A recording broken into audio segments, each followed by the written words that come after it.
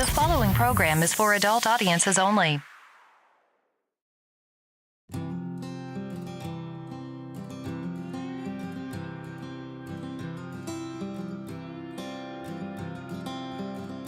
look up with those angel eyes. I remember what I'm fighting for. Oh, the victory cannot be denied. You're the fire in my bones. Oh, the song upon my soul. And I gotta let the whole world know. Every day when the sun rises, I feel love beating down my door. Every night when the moon is shining, I pray you'll be coming back for more.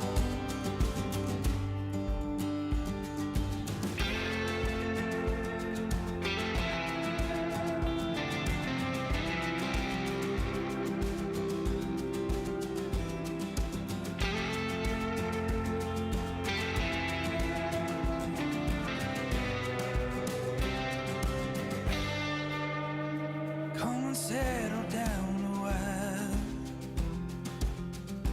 Tell me everything you're praying for. Oh, the answer will not be denied. And oh, the answer will not be denied. Every day when the sun rises, I feel love beating down my door. Every night when the moon is shining, I pray you'll be coming back for more. And every day when the sun rises, I feel love beating down my door. Every night when the moon is shining, I pray you'll be coming back for more.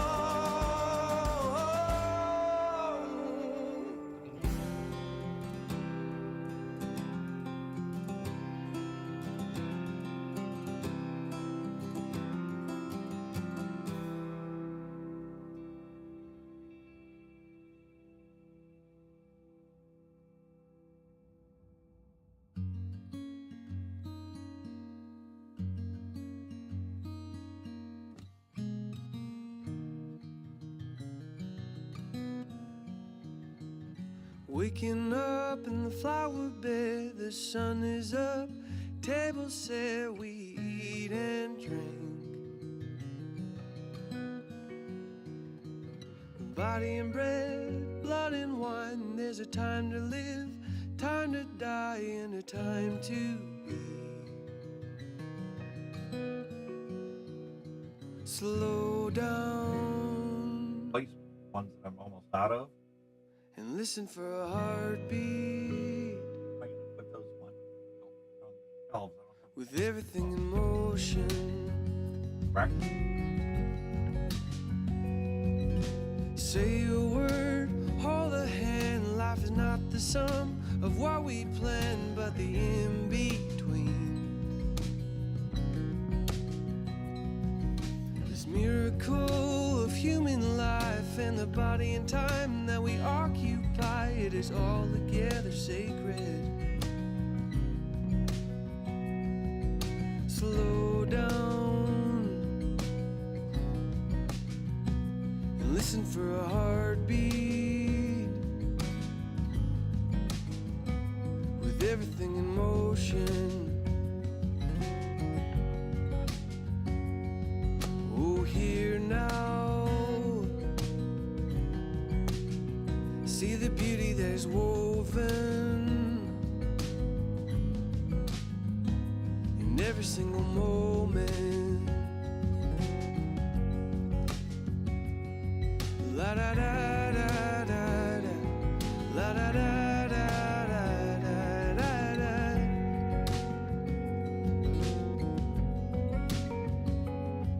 la da da.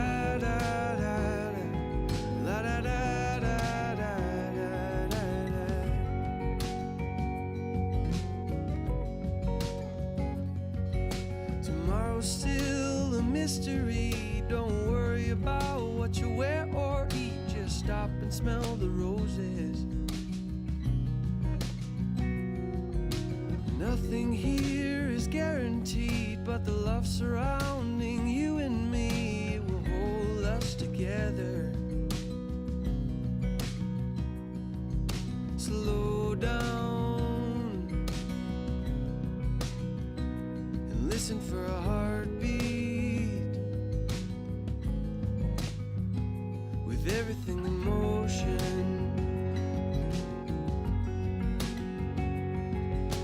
Here now, see the beauty that is woven in every single moment.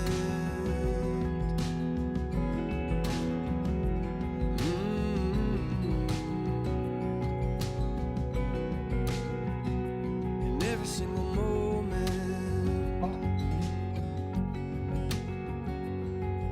Slow down and listen for a heartbeat. Oh.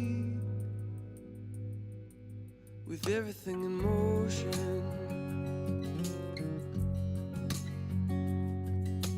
Here now, see the beauty that is woven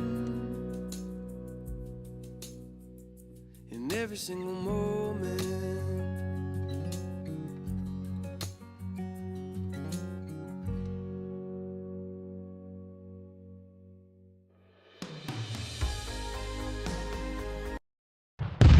It's time for the Mixin and Chillin vlog. Even if they implemented some ridiculous laws, this is something that if somebody truly wants to do this, they can still do it. But it's going to take a lot of effort on the vapors' part to actually learn what it takes to make your own stuff.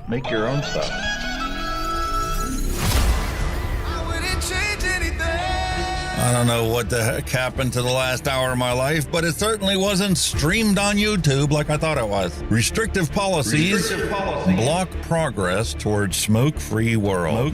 Many people incorrectly think that very little nicotine content cigarettes are less carcinogenic than current cigarettes. This risk misperception by people who smoke could reduce motivation to quit under a nicotine reduction policy. That's a bit of a problem.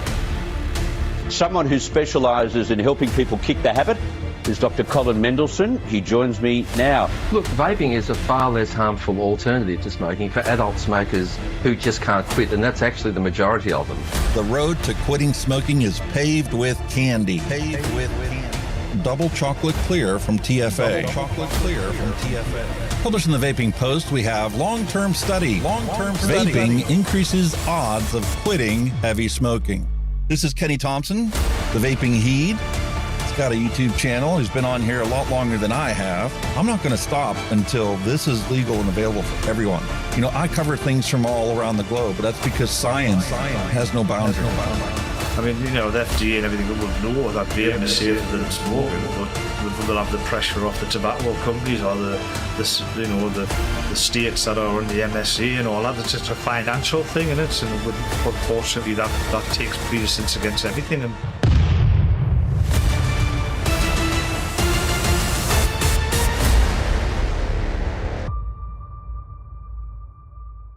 All of the things we went through. You just made my day. Just made my day. You made my day. You made my day. Grab your juice, grab your vape. It's time to get this party started. It's time for the Mixin and Chillin vlog. Long-term study. vaping is safer than smoking. Smoke-free world. Smoke-free world. Smoke-free world.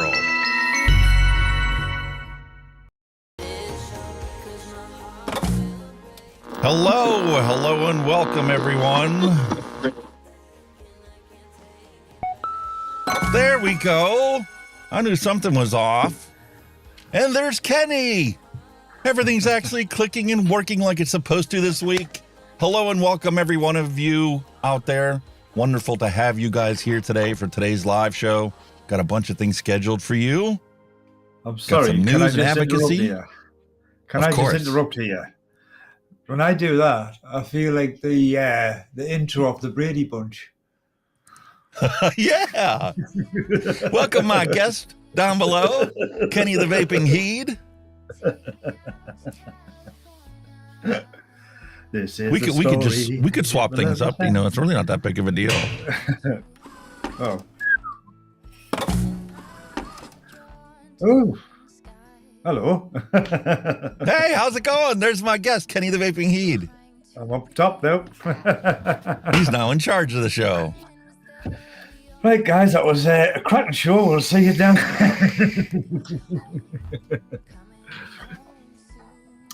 Yeah, so what have you guys been doing this week? Another wonderful week here. Another busy week for me. My second week back at work, and I'm absolutely knackered. Myself, it's springtime around here, so things that, you know, being what they are tighter than they usually have been. So we got a plan for this year. I'm not going to be paying anybody to cut the grass. Actually, my wife was the one that arranged all that stuff last year. I'm going to get my fat ass outside and push a lawnmower around at least once a week, get some exercise, and save the $40 that we were paying somebody else to do what I need to go out and do. So naturally, I spent yesterday tearing the lawnmower apart and finding out that, you know what, we didn't run the thing for a year and a half now, so I got to replace the carburetor. It was all rusted up inside. There's no way of cleaning and rebuilding it. Not good. Not good. Yeah, so I ordered the parts to get that thing up and running again, a new cable for the drive chain, you know, the front wheels spin, so I don't actually have to put as much effort into it. But I ordered the parts to get that thing fixed, you know, whenever it gets here, and be putting that together and then doing that as part of my exercise routine. And it's going to be fun because I'm also going to be setting the camera up to film my fat ass walking around the yard. You should just do what they do on the adverts. Get a rope, pole in the middle of the yard, one end of the lawn, and just watch it wind itself in. Listen, I asked Chat GTP what their suggestion was on the thing, and they says, you know, they don't just make vacuum cleaners that are robots that'll go around and do this stuff for you. You can get a lawnmower that you put out in your yard, and it'll automatically go around and keep your yard trimmed. Yep. And it's so smart that it actually knows that this part of your yard grows faster than the rest, and it'll go and cut that part to keep it level all the time. Yeah. It knows and then the trim the outskirts of the yard that are in the shade. It only does that maybe, you know, once every other week. Yeah. They know the borders and that. They know when to stop and turn around and come back and all that. There you go, you see. But no, you get that idea out of your head. You're going to get out there and do it yourself, sir. There you go. I got to get out and do it myself because this is getting to be extremely ridiculous. Yeah. I see you went and got your face all cleaned up. Yeah. I actually have the same plans to go and get the side of my face all cleaned off and then to trim this back and get back to a normal goatee because we are planning to go up to camp this weekend, find out, you know, what all damage we got from the winter, clean the thing up, break all the leaves. So there's even more yard work I got to go do. So, well, the way I found out the hard way, because, like, you know, we had a couple of nice days, and obviously when I was out and about doing these deliveries, the sweat and perforation that was coming off my chin was absolutely unbelievable. So I thought, I can't be doing this. So, and that's the exact same reason I'll be trimming this back to normal.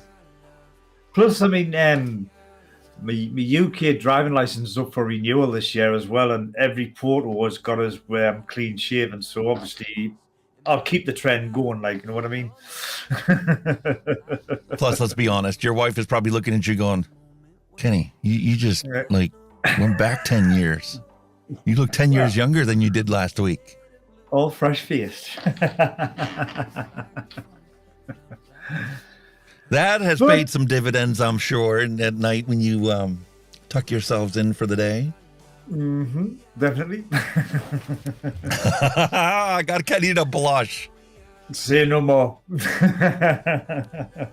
All right, before we find ourselves totally in the gutter here, let's take a look at the picture below Kenny here. These are the featured items for the week. We have a brand new product we're going to be doing. I talked about it last week. I mentioned it, but I said I couldn't talk about it till today. technically, you're not supposed to talk about it till today. Then Mike Vapes put the video out last night about it, but whatever. I guess, after doing this for over a decade, he's entitled to do stuff like that.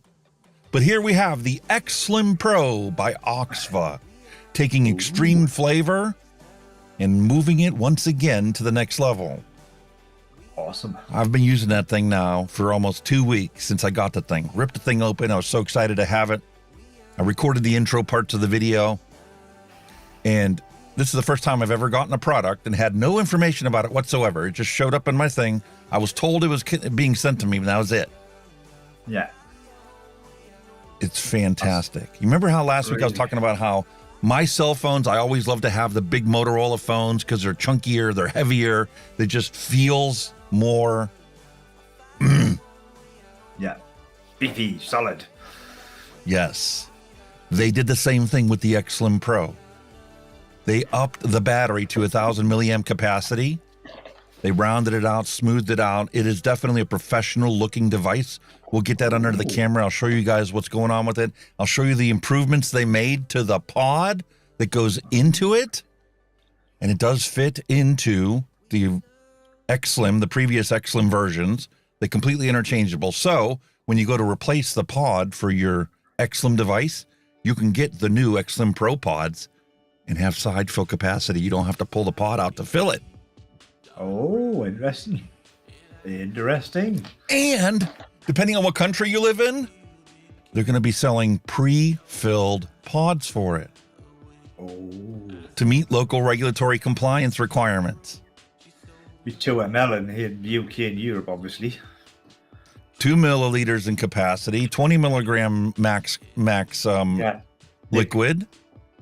And, depending on where it's being sold, it can meet regulatory compliance. And this is also the first package I've seen come from China that has the new license numbers for the manufacturer on the bottom of the package.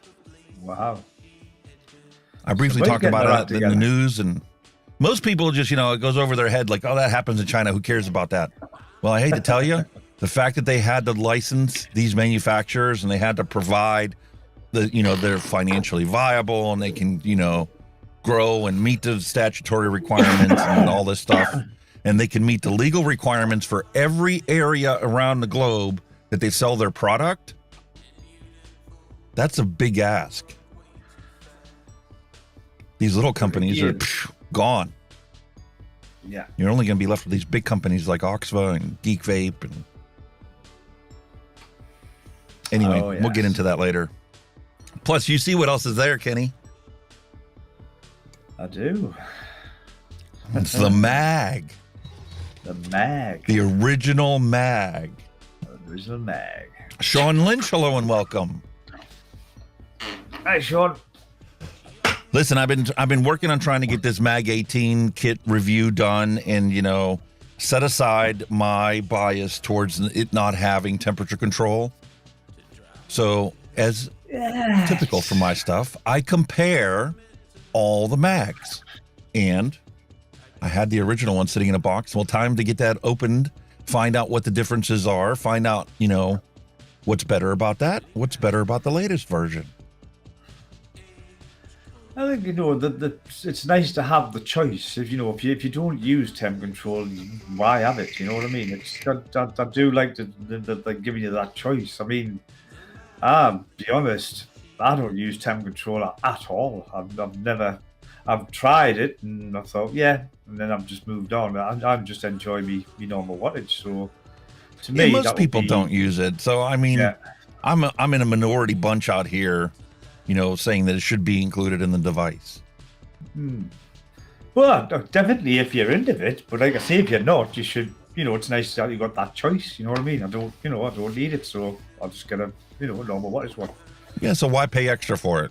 If it was truly, a price thing where this is $10 cheaper because they didn't put it in there, I'd be all for it. But this is selling for actually more than the last version came out that had it. Yeah, I kind of see where you're coming from. If it was a price difference, then it would probably be worthwhile doing it. You know what I mean? But yeah. And you love the Arc Fox as much as I do. Yep. You can buy the Arc Fox. Yeah. You can buy the Arc Fox for cheaper than you can buy the Mag 18. I think, like you say, with some of the older ones now, because I think there's a lot of people buying older devices, but they're going back to the retro vape type thing. And I think the manufacturers are clicking on now, and they're thinking, well, I'm not going to let this, they're starting to pump the prices back up again because people aren't buying. To be honest, when you look at it, the vape industry at the moment, there isn't a lot of new stuff coming out at the minute, like from China, like in mod-wise or RTA. There's not a lot of stuff. It's the kind of like piling the money into the disposables and EIOs on these TikTok sites and all that. The YouTube reviewers are like not getting as much as what they used to. And that brings up the conversation we were having right before we went live today about Vic had to give up his studio. Yeah, because he's not getting the funds through his what do you call it? There's not enough money coming in to pay for the studio. Yeah, his Subscribe store and all that stuff, But like I say, that's world economy as well. It's how Britain is in the grip of a cost of living crisis. Where people's disposable income has, including mine as well. Hence why I haven't done a lot of reviews. Is it's just whittled down to nothing. People haven't got any more disposable income. They're tightening their belts. My primary reason was, number one, I didn't see anything new that I liked. Number two, by the time I'd get to it, it'd been like 2 to 6 months after the product was released. And number three, I've been focusing on trying to get this live stream as big as I can get it. And then my goal is to get onto Twitch and do at least 1 or 2 shows a week where I'm single flavor testing all these things and, coming up with my own recipes and stuff. And then taking those videos and cutting them down into a summary that I could put on YouTube. That's kind of like how most of the UK reviewers are at the moment. They're doing more lives than what they are reviews. There's very little reviews coming out. I think Vic was the only Honestly, one that there was haven't really been as knocking many them out. products released as there were in the past. Yeah. Everybody's focusing on live shows now rather than reviews because, like you say, there's nothing about. And I think people are a bit tired of disposables and pods because obviously a lot of companies have, pumped all their money into them. And from a reviewer's perspective, why are you going to constantly spend money on products you're never going to use besides to make the video? Well, I know, but like I say, at the end of the day, a pod kit, you can only review so many because they're all so similar. You know what I mean? It's just they're all, pretty much the same. They all work pretty much the same. They all look pretty much the same. So, you can only just this one is brilliant, but it's also and to realistically review a product. Here's the perfect example. I've had this OXVA product for 2 weeks now and been using it in the background, right? Yeah. Until that pod kicks, I can't tell people how long the pod is going to last you. I know. It's part of your testing process, isn't it? Yeah. So in the background, that's what I have hanging around my neck. And because I'm a direct to lung vapor, that's never going to be satisfying to me to only use that device. So I'm still using this device in the days when I'm sitting on the sofa or, when I'm not out and about. If I'm at my desk, I got the Dovepot Odin with the original Arbiter because that's my favorite and that's the one that I prefer to use. Mm-hmm. That's what satisfies me. Yeah. You'll always pick up the one that your daily banger or you'll always go to that because it's what's the one you enjoy, you know what I mean? It's the one that I enjoy the most. And this week, I finally went and got the Icy Pole.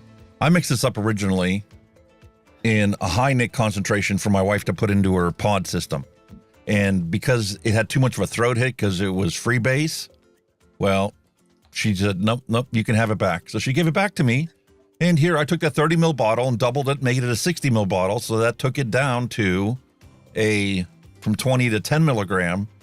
And I was using that in a couple little pod devices, but even then it's too throaty. It's too harsh. So I finally decided to double it, put it into a 100 ml bottle. And now I got a 5 milligram base here that I've been plowing through because I love it. It's a fantastic flavor. Kind of a sherbet flavor to it. And it's not sickeningly sweet. It's just a pleasant vape. You know, like a white popsicle you would get in the summertime. Funny enough, I was thinking of doubling up that one. Remember that last week? Yeah. 12 milligram in a mech. Yeah. No, and that's what you do is you double the volume of it. And, you know, if the flavor is just not strong enough, then you can take other flavorings and put it in there to boost the strawberry back up to where it needs to be. And then it becomes a vapable bottle, even if it's not, you know, the most enjoyable flavor in the world, but it's not going to waste. The flavor when I got it wasn't too bad because, like you said, it was more like an energy drink, but it was just the burning of that. Like, oh. And I found out the hard way, Delosi Salt Nick is very throaty. Is it?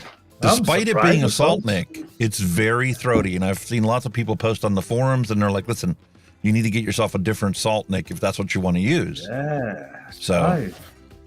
I'm surprised because that's the whole point of them, to make it a smoother vape. Yeah. Well, it is smoother considering, you know, it's a 25 milligram. You'd never be able to use a freebase at 25, but it's still too throaty. Why 25 like? So I got you. I'll be getting another liter of actual type B Salt Nick for my wife. That's completely smooth. It's smooth Salt Nick that's the way that it's actually marketed. And then I'll be able to mix up her stuff. But for me, that's another liter that goes into my inventory that I don't have to worry about running out. Wow, this is it. More stock set for life. And as you see in the table there are 2 bottles of liquid. I did mix up 2 recipes, so you guys don't have to sit here and watch it. And then we can actually go through the actual flavor and do an evaluation of what it tastes like. What are the notes that you see? What is forefront? You know, what's on the inhale? What's on the exhale? And you guys don't have to actually watch me make it because you've seen plenty of times where I've mixed this stuff up. You know how simple it is to make it. So now we just actually get to do a quick review of it, see what the flavor profile is, and see if you're interested in it. You can go and mix it up yourself. Exactly. That's a good idea. Definitely. Move things along.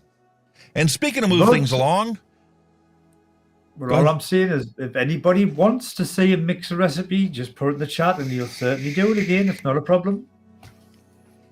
I am still going to be doing a random recipe that we're going to mix from scratch, just so that there is one included in the episode that you get to see actually how easy it is to mix your own recipes. And how to find recipes that interest you and then pique your curiosity, and then you just grab the ingredients and make them yourself. That's what it's all about. That's what it's all about. And what's all about is progress. Once again, your government is forefront, and once again, the pinnacle of tobacco harm reduction for the globe, and setting a beautiful example on what we need to do universally. Yes, yes. I'll take that. Yes. I don't have a news bumper, so how about we just wait for Stream Deck to actually load the previous page so that I can push the button so we can go see the news. It's all good. See what I'm talking about. All good. Uh-oh. I hear you. They don't hear you. Where did you go? Hello. Welcome. Welcome to the news, ladies and gentlemen. Here we have a wonderful statement, a press release put out by UK government. Once again, they are fantastic. Smokers are urged to swap cigarettes for vapes in the world's first scheme. Swap to stop. That is literally going to take 1 in 5 smokers in England and provide them with a vape starter kit alongside behavioral support to help them quit the habit, to help them quit smoking. They are determined to meet their smoke-free 2030 goal, which means that the smoking rates in the country need to be 5% or less. Currently, Sweden is the only country that has met that goal. And it's because of their snooze. If we're going to be honest about it. Yep, it's the old snooze. Right, we'll eradicate the smoke, and now we've got a problem with this snooze stuff. What are we going to do next? They've literally set money aside in the budget, and 1 million smokers in UK will be given a starter kit, a vape starter kit, to encourage them to switch from cigarettes to vaping. Swap to stop. Awesome. And as you saw on the very top, pregnant women will also be offered financial incentives to help them quit as part of the sweeping package of measures to cut smoking rates in England. A country that actually has their priorities in order. This is it. We're very proactive on it. Let's just say that. It is unbelievable. And I'd love to push the applause button, but it's not there. I think we need fireworks, not applause. Yeah, that would be fantastic. Brilliant.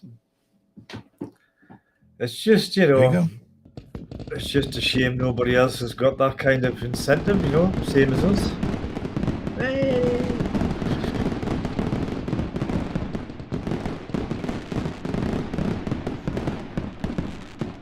What a wonderful announcement. I woke up today and I was just scrolling through, and that was the first thing I came across on Twitter. I'm like, what? They're finally going to go through with it? There's been talk of this for a long time, but they finally went and implemented this. Literally 20% of the smoking population will be handed a vape to encourage them to quit smoking. I mean, we normally run a campaign every year in October called Stoptober, so I mean, I covered that numerous times. They do that every year as well, with some success, I believe, as well. But this here, like you say, promoting vaping as an additional tool, you can't ask for any more, can you? And they're doing it 100% the right way. They're going to be taking and jacking up cigarette prices again, adding more tax to the cigarettes, but not adding taxes to the vapes. They're making vapes more available, and they will be cracking down on existing laws preventing minors from taking up the habit. Yep. You don't need more laws. Once you prohibit something from somebody, you need to enforce the laws that are already on the books. Yep. Doesn't do you any good to make more laws, making it more illegal. Mm-hmm. Just enforce the laws you've got, and it'll work instead of overcomplicating. And that's exactly things. what they're going to be doing. Yeah.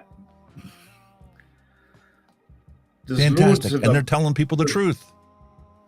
There's been loads of shops around here, local, like little, convenience stores, shall we say, have been shut down for selling vapes to underage people as well as alcohol. And some have even been closed down for selling what you would call bootleg cigarettes, under-the-counter cigarettes as well. Shut them down. That's the way you do it. Shut them. And that's exactly what happens when you keep jacking up the price. We're going to take a look at Australia here as the perfect example. When you sit there and you charge $50 or $60 for a pack of cigarettes, a pack of fags, I'm sorry, but you're going to create a thriving black market that's going to supply tobacco to whoever wants to buy it without the tax.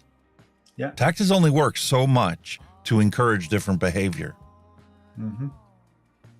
And then once you pass that threshold, you just create a thriving black market. It's like you say, it's the same scenario in your part of the world where they're banning flavors and all that stuff.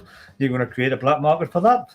And the thing with the black market, it's not regulated, whether it be tobacco, vapes, cuddly toys, nothing's regulated, so you don't know what you're getting. Quite honestly, I would be serving the public if I took these flavors and sold them to people in states that, had banned the flavors, like New York, for example.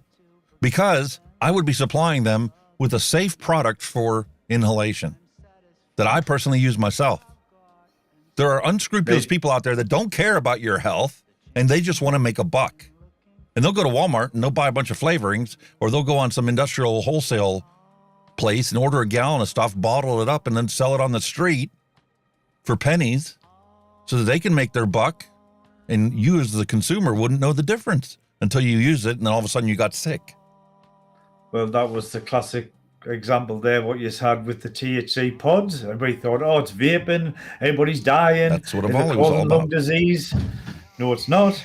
You're fucking vaping cannabis that was fucking thinned out with a very dangerous fucking chemical. That's what you were vaping.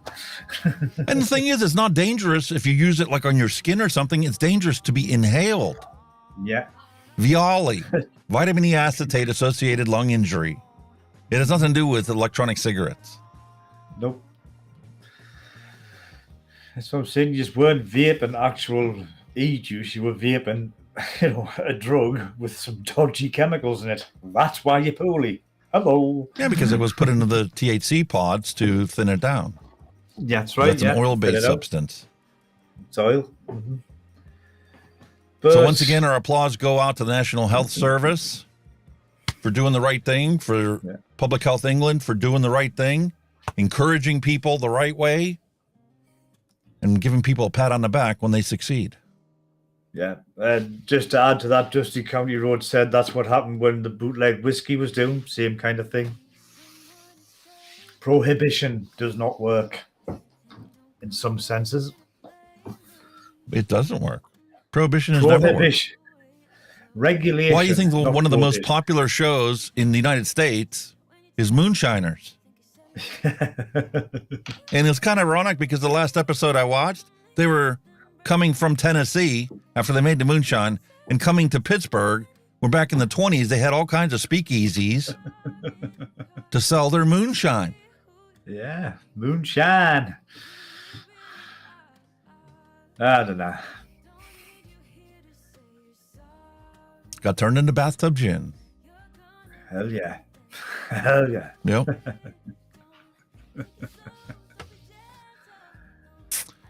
Can't believe it. £3 million in new funding are going to be set to tackle the illicit vapes. The illicit vapes enforcement squad.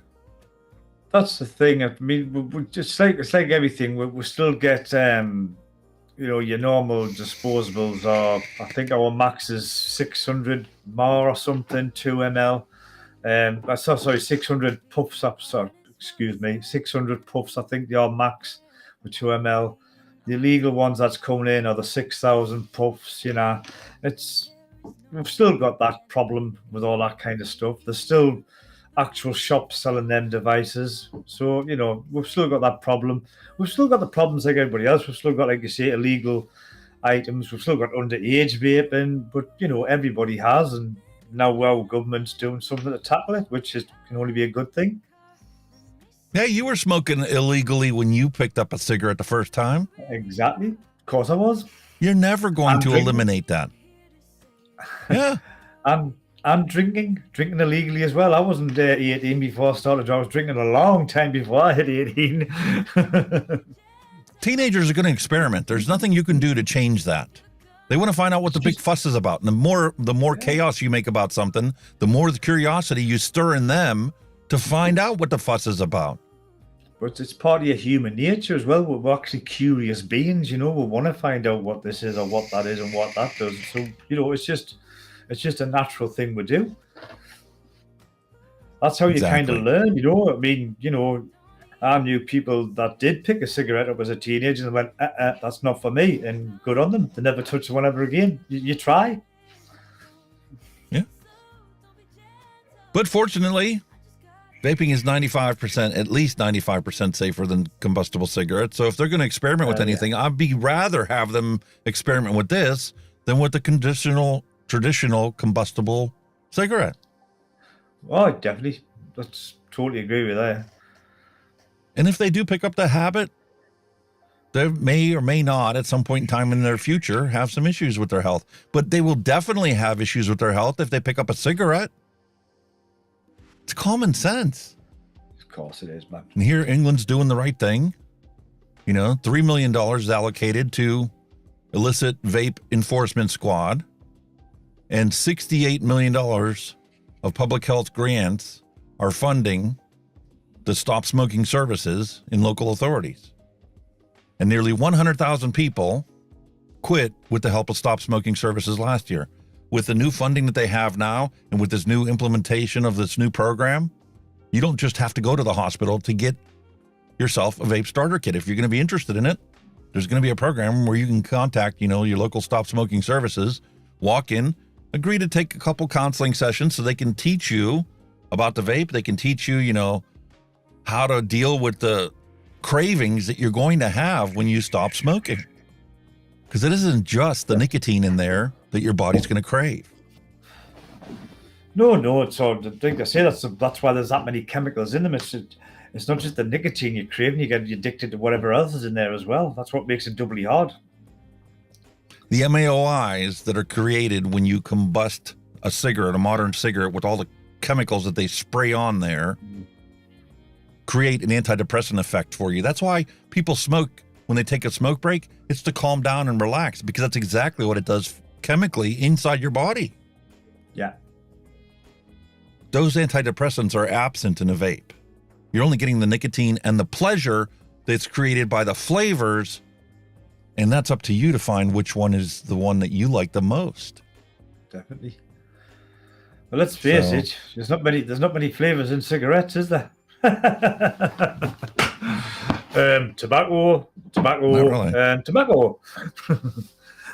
And menthol. No, it's banned here. We don't have menthol anymore. Yeah, but even you said yourself they sell these little stickers and packs. You just take a business card, slide it in your pack, close the thing up, throw it in a Ziploc bag, and next thing you know, you've got mentholized cigarettes. They're kind of, but they're not really 100% like the originals. You know, they're just like. I was never a menthol smoker. I could never smoke them. I think it was just like bloody smoking I loved mint, it. you know. I loved it. It's like having a fucking breath mint cigarette. Nah, it didn't appeal to me. Horrible. It was fantastic. I was a dirty, stinky, proper hardcore tobacco smoker. Now this. I don't know how I don't miss it. I mean, I know why, because of the vape. But...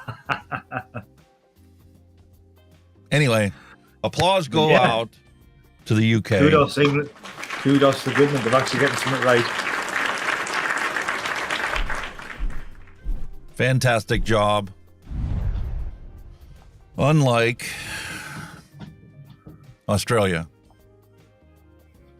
Surge in illicit tobacco sales and vaping in Australia is costing the government $5 billion in tax revenue. I wonder why. Duh. Jeez. When you make it so prohibitive that it's impossible for people that want to comply with the law to comply with the law. And if people want to use a vape, well, guess what they're going to do? They're going to use a vape.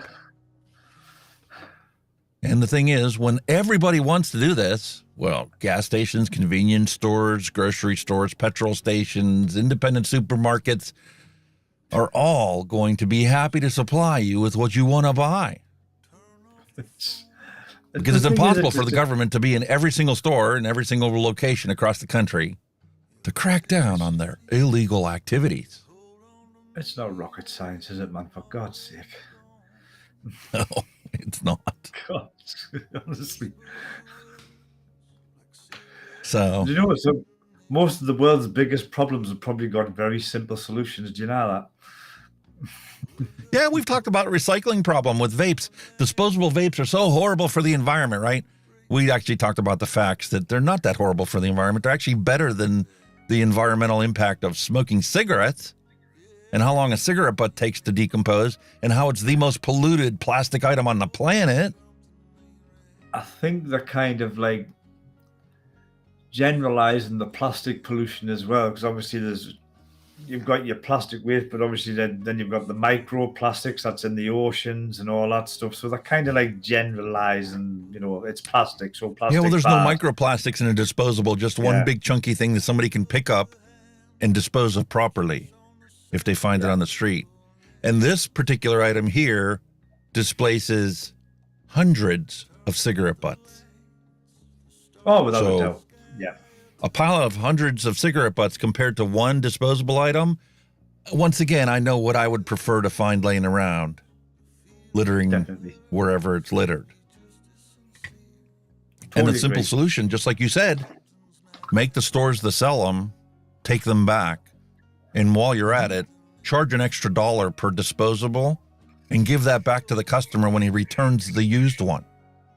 Problem solved. It would work. incentive. That's what it is. We used to do it back in the day.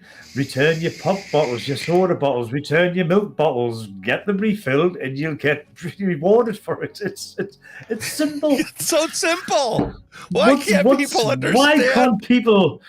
You know what I mean? Why does this not sink in? You know what I mean? Oh my God, it's so simple. Have you actually got to chisel it in stone like one of the commandments for them to actually realize what it is? My God, man, that's what infuriates you. You know, it's just bloody hell. You know what it is? It's because people want to make money out of it. If there's no money in it, they don't care. Oh, well, recycle vapes. Oh, there's no money. It's shame that we'll not bother with it. That's what it is. Oh, I love my Twitter feed. The advertisers are in there, scrolling through. And, obviously I'm in a deep, tight bubble with everybody that, is in the tobacco harm reduction sphere advocating for vaping, to quit smoking and the whole 9 yards. And across my Twitter feed, I see advertisements from developing pharmaceutical companies. We can develop your drug for you to help treat cancer. You know what, moron? How about you just don't give people cancer in the first place? Exactly. Problem solved. The chance of getting cancer, if this is what you do for your entire life, is 0.5%, 0.5%, compared to smoking a cigarette the rest of your life. There's your cancer eliminated. Have a nice day. Sorry, there's no money to be made in cancer anymore. Oh well, go find something else to do. Yeah. It's just everything seems to resolve around the dollar, the pound, whatever. If it's not viable, or we can't make any money, forget people's health, forget saving the planet. If there's no money to be made, we're not invested. Nobody's interested in it. No. There's no money to be made. Why does the world have to revolve just around money? Yeah. The same with all that carry on. Like you see with all these conflicts we've had through various parts of what the conflict going on, Ukraine and all that. But we had Iran. I can't get out Iran. The only reason we got involved with there, because it's a fucking oil-rich country worth a fortune. That's the only reason people got involved with that one. If it was a shithole like Syria or something, they would just let it get on with it and let them rot and kill each other. You know what I mean? Yeah. Exactly. Unbelievable, man. You never hear about the wars going on in Africa. No, I'll tell you what it is. Central Africa, and they don't care about it because they have no resources that anybody else wants. Exactly. Saddam Hussein did not have nuclear weapons. They just used that as an excuse to invade them. That's all it was. He never had nuclear weapons.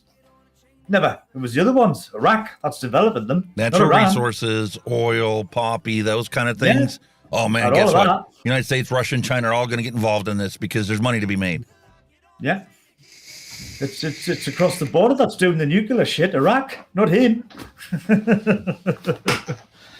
And if you noticed, after they took him down, who suddenly popped up? Al-Qaeda, terrorism. It wasn't heard of while he was still in power.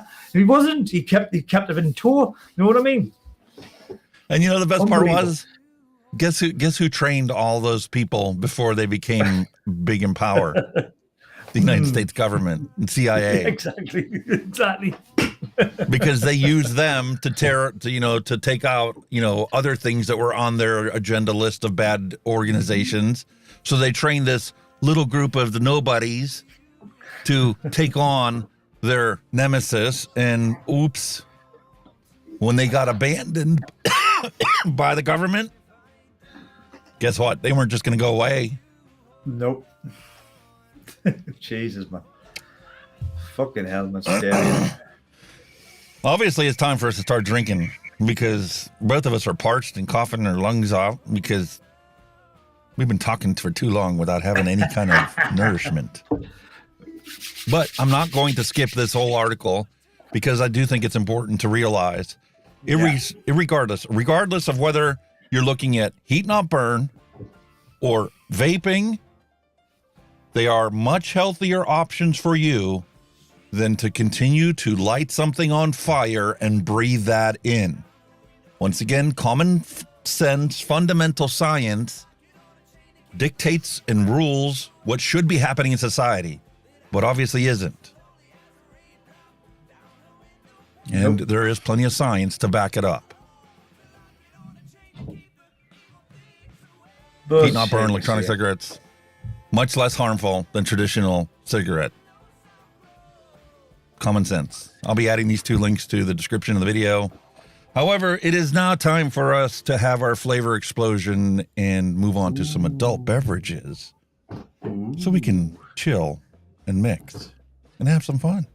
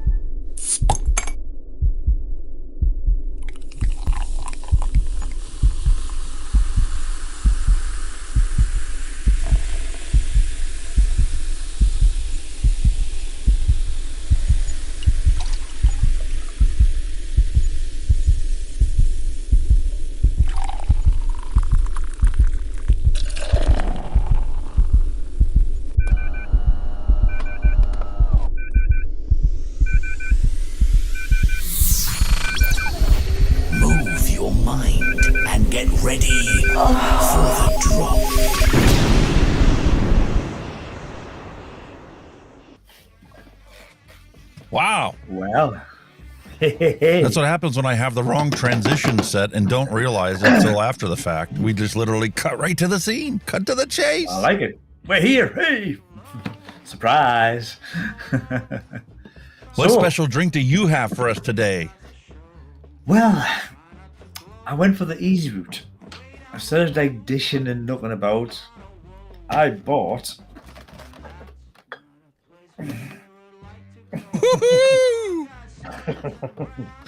a pack of classic beers. So I'm quite spoiled for choice tonight. So it's kind of an unboxing, really. You know what I mean? When I open the box and see what's in. Yeah, you've got all your ales there and your descriptions. I have tried a few of them on past shows, and there's a couple there that I haven't tried. So yeah, and you know how much this lovely little bundle was? A princely 10 English pounds. So I'm not going to grumble at that. No, that is fantastic. And I have never seen any of those beers here in the United States. So again, it's like an unboxing, and I just think they're only 500 ml bottles, but you know, that's kind of like what you get when you open it up. Goodies. Yeah. So which one are you going to pick for today? Well, what have I not had before? We'll go. I think because we are partially in the old USA, I think I shall go with is it the Razorback? It was which one was it again? Shipyard American Pale Ale. We'll look for that one, That's like got a bit of an American twang, apparently. American Pale Ale. So there we go. We'll crack that one open first. Made in Portland, Maine. Yep. It's 4.5% alcohol, 500 ml. Give it a go. So, get the old tin opener and pop it off. Ooh, a little bit of froth coming out and all. Love it.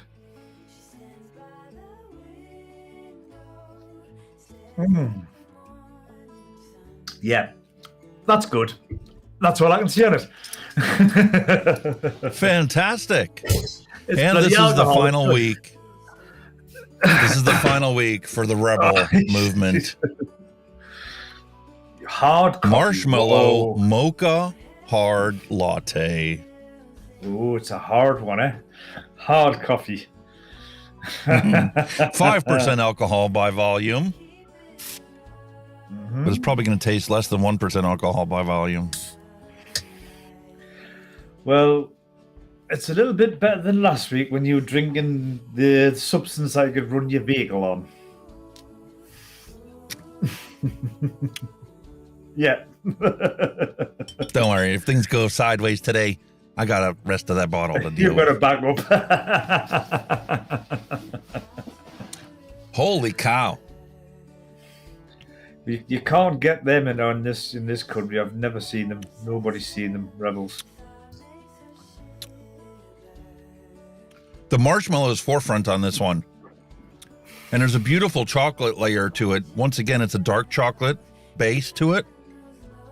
But the marshmallow is like when you make yourself a hot chocolate and you have that frothy cream on the top from your marshmallows that melt because of your hot chocolate being so hot. That's exactly what the marshmallow tastes like in this Rebel.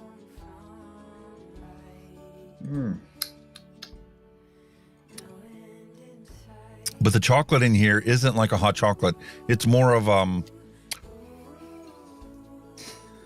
see, in Hungary they have these salon sukur that you hang on the tree. It's a piece of candy that you hang on the tree, and you know how they have the rum jelly with dark chocolate over top of it, those type of candies. That's what the cocoa tastes like in this. It's a bit like what we would call like a Turkish delight. It's like a nice soft jelly wrapped in chocolate, but obviously a rum jelly. Mm-hmm. That's very fruity. That I've got like a citrusy fruity hit off that. Wow. Yeah. Man, I'm glad I'm not up at camp because I wouldn't get any raking done. The leaves would stay where they're at because I just sit here and drink this. Yeah, when your better half says, "Would you like a coffee, dear?" I've already got one.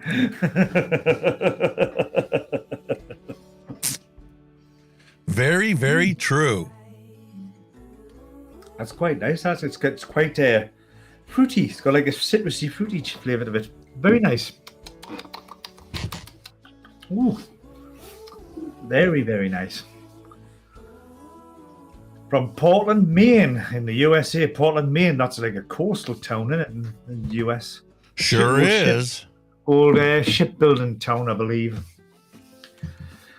If my history. I put you forefront so people didn't have to look at my fat butt walking back to the table, because it's not a retro vape, so I don't have a bumper for this.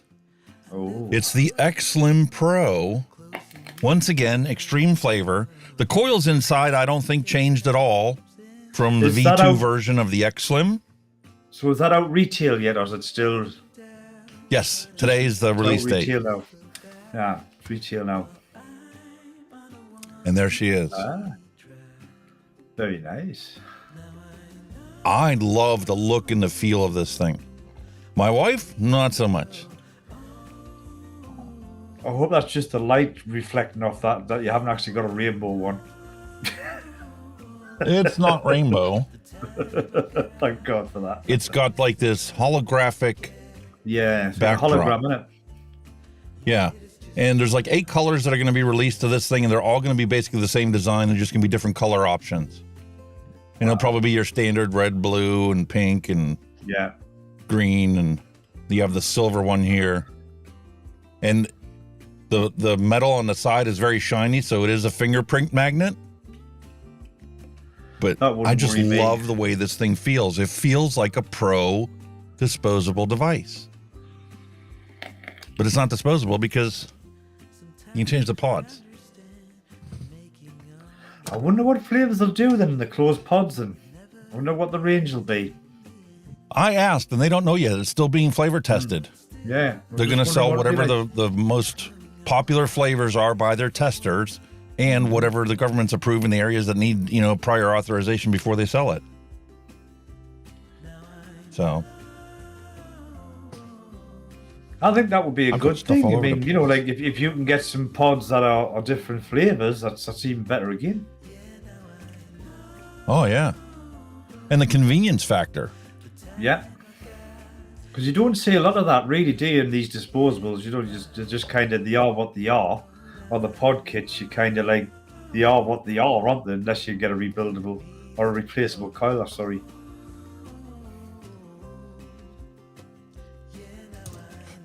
So here we have the V2 version of the Xlim, and you had to fill it by pulling it out and then opening this up.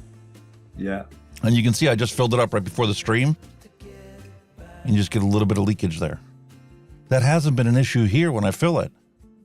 Because literally the hole is right here on the bottom. And you just pop this thing open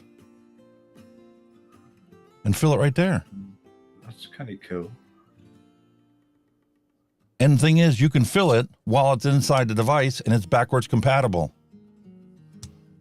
So you've got an Xlim already. You can get these new pods. This is the old one. And if you put it on the outside like this, you could literally fill this up from the side without having to remove the pod. That's cool. That's a good idea. I love it. And there's the RGB lighting. Even you would like it because it's minimalized. Yeah. Same airflow design. And it's just a little bit. Automatically reads the coil, automatically adjusts the wattage. There's nothing to figure out. There's a fire button if you want to use it. Fire button not puff activated, yeah. USB Type-C. And like I said, they upped it to a 1,000 milliamp hour battery. And there is a little bit more weight to this than the original version. What's it like in my review size-wise? that I was filming already? Size-wise, it's the same. Still the same, is it? Yet they've got a bigger battery and with a bit more oomph, and they've kept the size the same. That's quite. I mean, it's just a hair thicker. Yeah, but not much. But generally, it's pretty much imperceptible. Yeah, it's just the weight. Yeah, it's got more of a weight, and we're talking maybe 20-30 grams more. But it's enough that when I hold this and I compare it to holding this, I'd rather have this because it just feels beefier, feels heavier, like it's going to last me longer. And to be honest with you, I have yet to charge it. Really? From the original charge that came with the battery.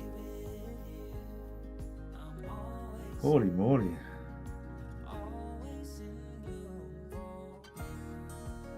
The old one's slightly taller as well, isn't it? So it's a bit shorter than the old one, like the body. The body. Well, this one is the coil version. Aye. Let me pull out it's in the package ready to be shipped because the contest officially ended when this stream began. Got you. Yeah. So here's the original Xlim up against the like Pro. I say, the actual length of the body on the new one is slightly shorter, but they are the same height. You know what I mean?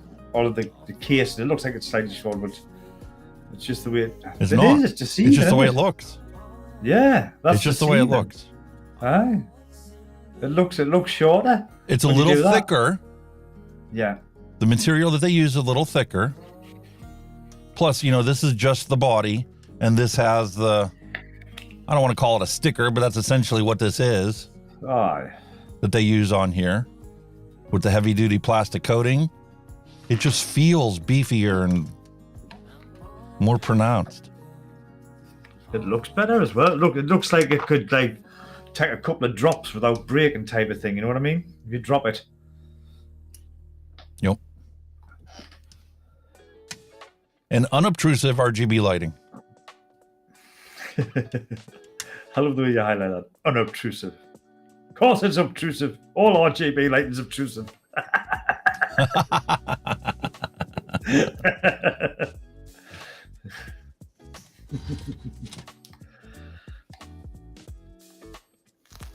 Oh, yes.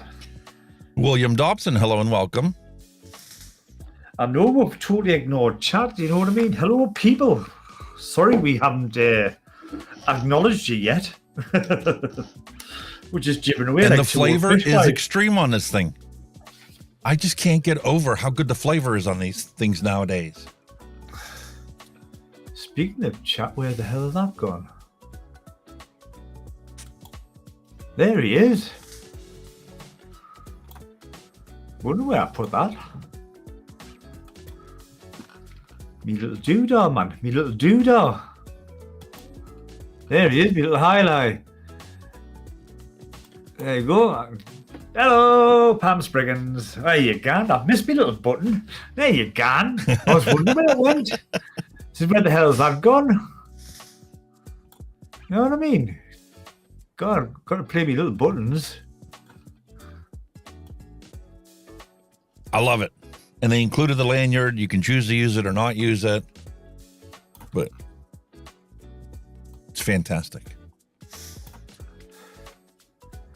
Oh, you gone. That's better.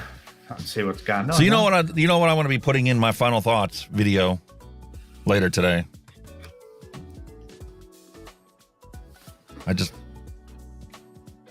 I feel like this thing was designed for me. I mean, I'm not a pod user, but the feel and the look of this thing is just, it can't get any better. And OXVA just keeps impressing me with their stuff.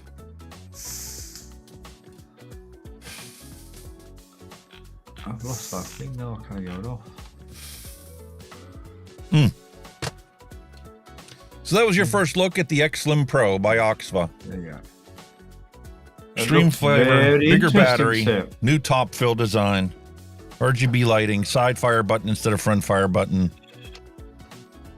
and backwards compatible for the coils. I like that bit. How it's backwards compatible. That's mint. I like companies that do that. Even That's if a you've note got out the of a older Spire's model. book there. Yeah. Even if you've got the older model, you could probably buy that pod to go on that older model and try the pod and it's going to work. Brilliant idea. This is the first Rebel that I've had that you can taste the actual alcohol flavor as component to this latte. Oh, you can taste the plonk. You can taste the plonk, eh? Because it's a Like hard I said, it's coffee, got you that. see. It's like that rum candy, that jelly candy. That's the flavor I'm getting from the mocha aspect of it. Actually, fucking, that's a good pairing, that. Oh, I've just accidentally there.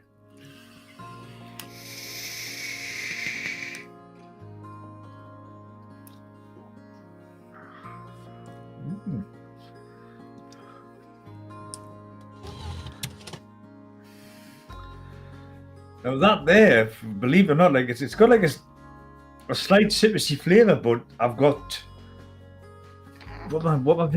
I've got chocolate shake with that, and it actually goes together quite well. I'm quite pleasantly surprised. Icy Pole doesn't go very well with this, but it doesn't go badly with it either. That actually brings out more of the chocolate, which I'm finding. I've just suddenly got this massive hit of chocolate after I went, ooh. That's so weird. That's just so weird. Bogan's nailed it. I mean, they're 100% right about, pairing flavors with beverages. Yeah, man. Ooh, that was like getting a chocolate hit. Not that we haven't headed any over the Easter weekend, mate. I hope you did have a nice Easter. I hope everything was fantastic for you. I don't remember what I was dripping on this last week. Ooh. Oh, I remember what I was dripping on this one last week. It had to be rewicked and cleaned. Speaking of which, I'm never above or beyond embarrassing myself as long as somebody else can learn from the situation, okay? Here's my Arbiter that I finally got around to cleaning.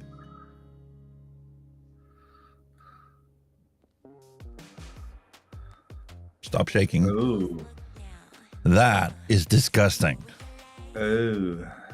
And so is this one. This one's probably even worse. Oh. And I already did the initial, pull the cotton out and, do my initial scrape to get the crusties off. But that is abominable.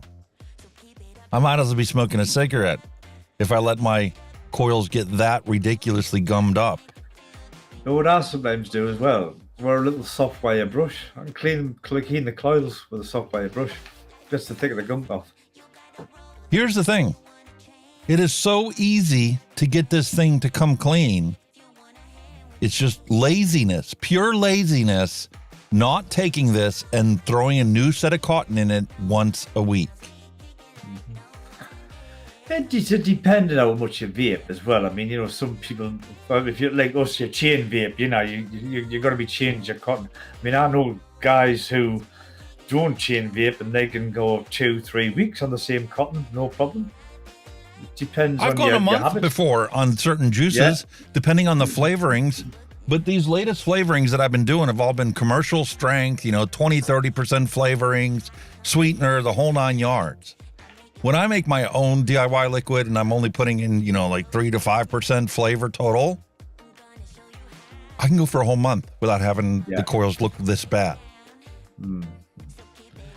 But when you crank up the flavorings, it's going to take a toll on your coils. I mean, imagine if that was a sub-ohm coil. How long would that have lasted you? It is. 0.17 is what this ohms out at. I mean, like, you know, the kits, sub-ohm tanks, one of the normal coils. Imagine what one of them would last if we would have got like that. And just like that, we've got completely rejuvenated coils. Still fires beautifully. No hot spots. Good as new. Now that's ready for some wick. And a big difference from what it started out as. Side-by-side comparison. You'll see when we started it, these things looked almost identical. 2 dry fires, a little toothbrush that's dedicated just for cleaning these devices, and that's good to go. Now, my normal procedure would be, once this cools off, take it back in the sink, run the water on it, and give it one final brushing before I bring it back in here and throw some cotton in it. But don't let your coils get this bad and keep vaping. Yeah. Welcome, Louise and all, the Russell story. I hope I've got that name right.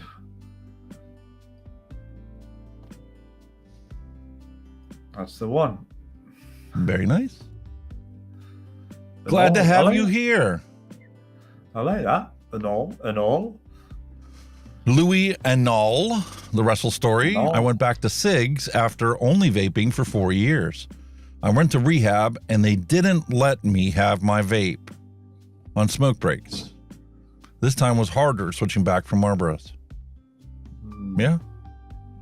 Totally get that. This is the reason why we need to be out there advocating to get people to understand the fundamental science behind it. It's okay for you to go out while you're in rehab and smoke all the cigarettes you want, but heaven forbid you want something that's going to be safer in the long run. That reminds me, I knew I was going to tell you something. With fucking work, I had a little woohoo with the hierarchy. Not us, we're like a subcontractor. What Amazon have got is smoking shelters. That's it. And they expect us vapers to use these smoking shelters. So I says, right, we'll break time, go along to the smoking shelter. The smokers were in, you know, doing their bit, and I stood at the side, out of the way. And some jumped up little supervisor came up to me and says, you can't vape there. And why not? There's a smoking shelter there. I was, yeah, for smokers. Well, you should be in there. That's smoking. I says, not smoking. He says, but you should still be in there. I says, no. He says, well, why not? I says, I don't want to breathe in secondhand smoke. I don't smoke anymore. Well, what's that? I said, it's a vape, not a smoke. Oh, well, you can't do that like that. I says, well, okay, then why don't you give us a vaping shelter then? One shelter for vaping, one shelter for smoking. Oh, it's just all the same thing, innit? I thought, you know, you ignorant twat. You know what I mean? You try to get a vapor to stand there next to smokers vaping. What is the point in vaping if you're breathing in other people's secondhand smoke? Exactly. Where's the logic? It's not the same. People can't get in their heads that it's not the same fucking thing. And this is why the American Lung Association, the American Heart Association, Campaign for Tobacco-Free Kids are all doing a disservice to the entire planet by pushing their agenda. It drives me insane. Fundamental science goes right out the fucking window because these idiots want to keep getting their tobacco funding to get people to quit. What they keep telling them how to do it in a way that I guarantee they won't quit. Oh, that irritates me to no end. And the thing is, it's science has proven that you can get just as much harm from breathing in secondhand smoke and what you can from smoking. And vaping is 95% less harmful. And if you're only talking about cancer risk, it's 99.5% safer. Why do you want to subject yourself inside of a smoking shelter to all the carcinogens that they're exhaling in their combusted smoke? This is that's what I meant. I said, well, if I want to go in there, I may as well just light a cigarette up and be done with it. Why are you saying that shelter is for everyone? It's not. Vaping is totally different. I says on the other side of the coin as well. What if, like I say, this is what say my second, third week of the cigarettes, and I was still giving the vaping a go, and then you want me to go into a smoking shelter where all the temptations there for a relapse. Why, right? Oh, no. You kind of. If I was rich like Bloomberg, first off, I would be out there taking my money and doing the same thing that Public Health England is doing, and giving vape starter kits to smokers to get them to transition away from combustion. The second thing I would do is I would start a class action lawsuit against all these body part organizations for all the misinformation that is driving people to their death, to their grave. Pisses me off to no end. I couldn't believe it. I couldn't believe that he says I should be in a smoking shelter while I'm vaping. I went, nah. I said, I'll tell you what it is, I'll just put it in my pocket and I'll just fuck off. You know what I mean? And you're in the UK, where Public Health England for decades has been pushing this, as part of their get people to stop smoking. Sid, this guy just was uneducated on the whole thing. He was convinced that it was the same as smoking. I went, it's not. Most people are, because quite honestly, the mainstream media is all about fear-mongering everybody, and they're the ones that are complicit in getting people the misinformation drilled into their heads to forget about fundamental science. When you don't light something on fire and don't reach combustion, it's definitely going to be safer for you than when you light something on fire and then breathe that in. It's, I know. I just kind of shook my head and went, yeah, whatever, mate. It's also the reason why, I have the strong feelings about temperature control inside of mods. It should be built in and in the background. You shouldn't even need to think about it or worry about it. It should automatically prevent it from reaching a point where it's too hot of a temperature for it to be safely inhaled. Yeah. Protect your health. Yeah, there's that. I can see that side of it, yeah. Technology's there. But now the temperature control isn't in the new, realm of technology. It's been out and it's been fine-tuned, and any manufacturer can put temperature control in their device if they want to. They should automatically have it in there so to guarantee that nobody ever gets a dry hit. Again, sometimes common sense prevails as well. If you're vaping something's too hot, you're going to turn the power down, aren't you? You know what I mean? It's like that. But you have to get it's like this whole ideology about teenagers, okay? Teenagers should never vape, but it's okay for them to be caught with a cigarette. That's bullshit. Why do they have to damage themselves and have harm done to their body before somebody will consider letting them have this device? Sounds like the pharmaceutical bullshit that they taught us. Oh, well, you got to try the pills and the patches and the gums and everything else. Even Public Health England still holds the same bullshit stance. After you tried all the stuff that we can rape money out of you, then you're going to be allowed to try something that, well, it's twice as effective as everything else you've ever tried.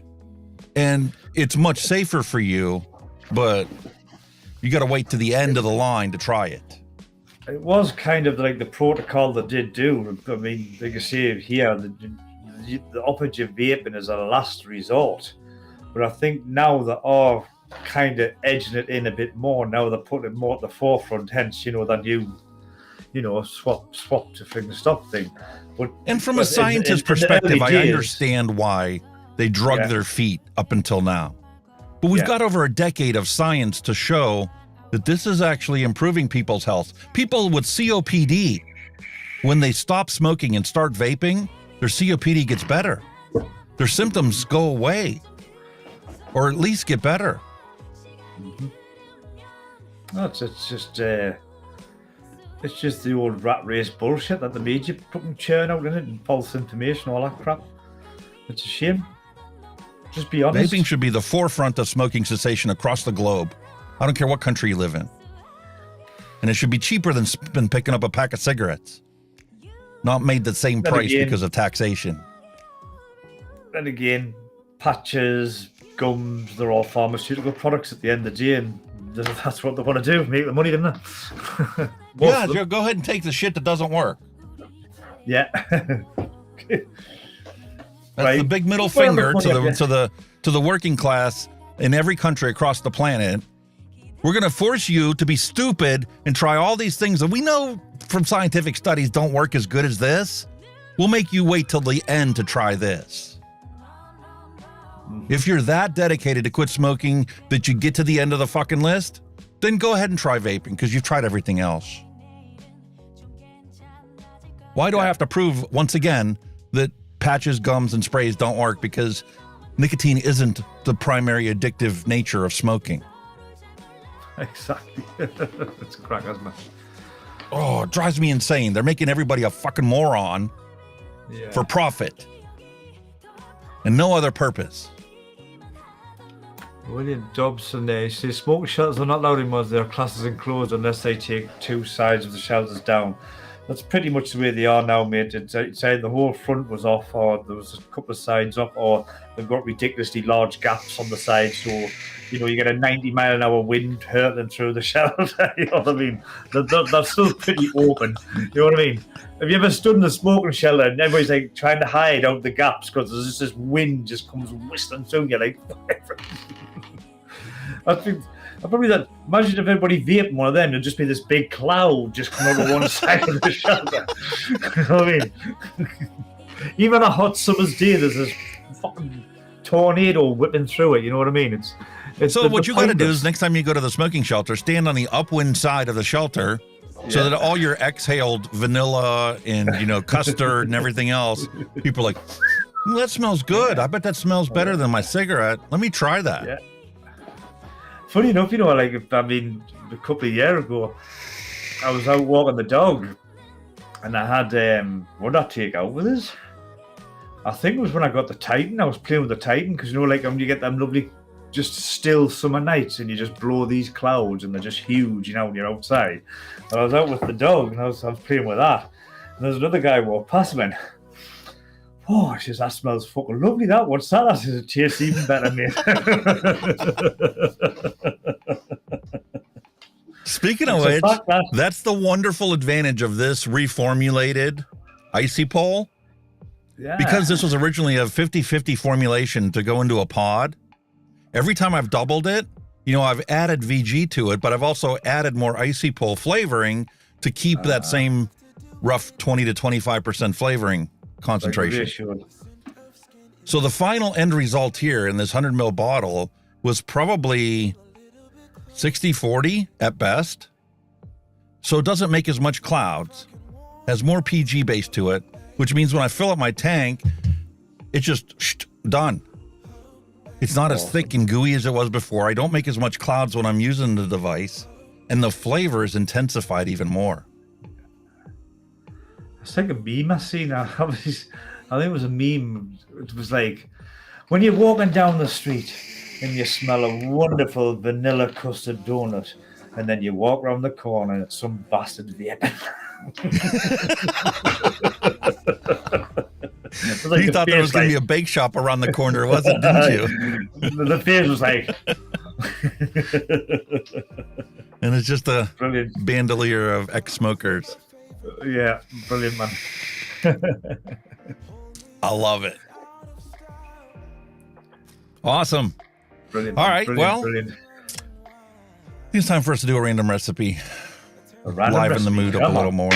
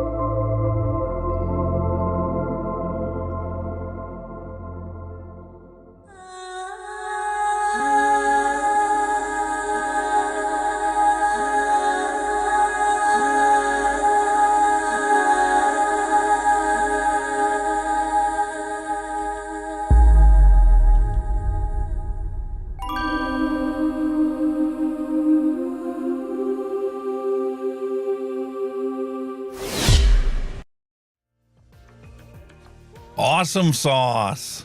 Brilliant. Just popped it up on the screen here. Allie put out a tweet earlier saying vaping is 60% effective overall in helping smokers quit. And this data comes from Public Health England. 60% or more than half. Brilliant. Absolutely brilliant. And this is how effective it is. So 60%, 6 out of 10 people that quit smoking will quit smoking permanently because of vaping. We already know it's more than twice as effective. Some studies have it 10 times as effective as patches and gum. I mean, you've got to remember as well, I mean, you know, the vape can help you quit the cigarettes. And then, you know, if you choose to do so, you can quit the vaping too and be smoke-free and carry on as normal. Or you can be like us who enjoy so much and have a hobby of it. I enjoy my nicotine. I love having it just as much as I enjoy my coffee. Yeah. So unless you're going to make me give up coffee because of the harmful effects that it does, I'm not giving up nicotine because they're identical.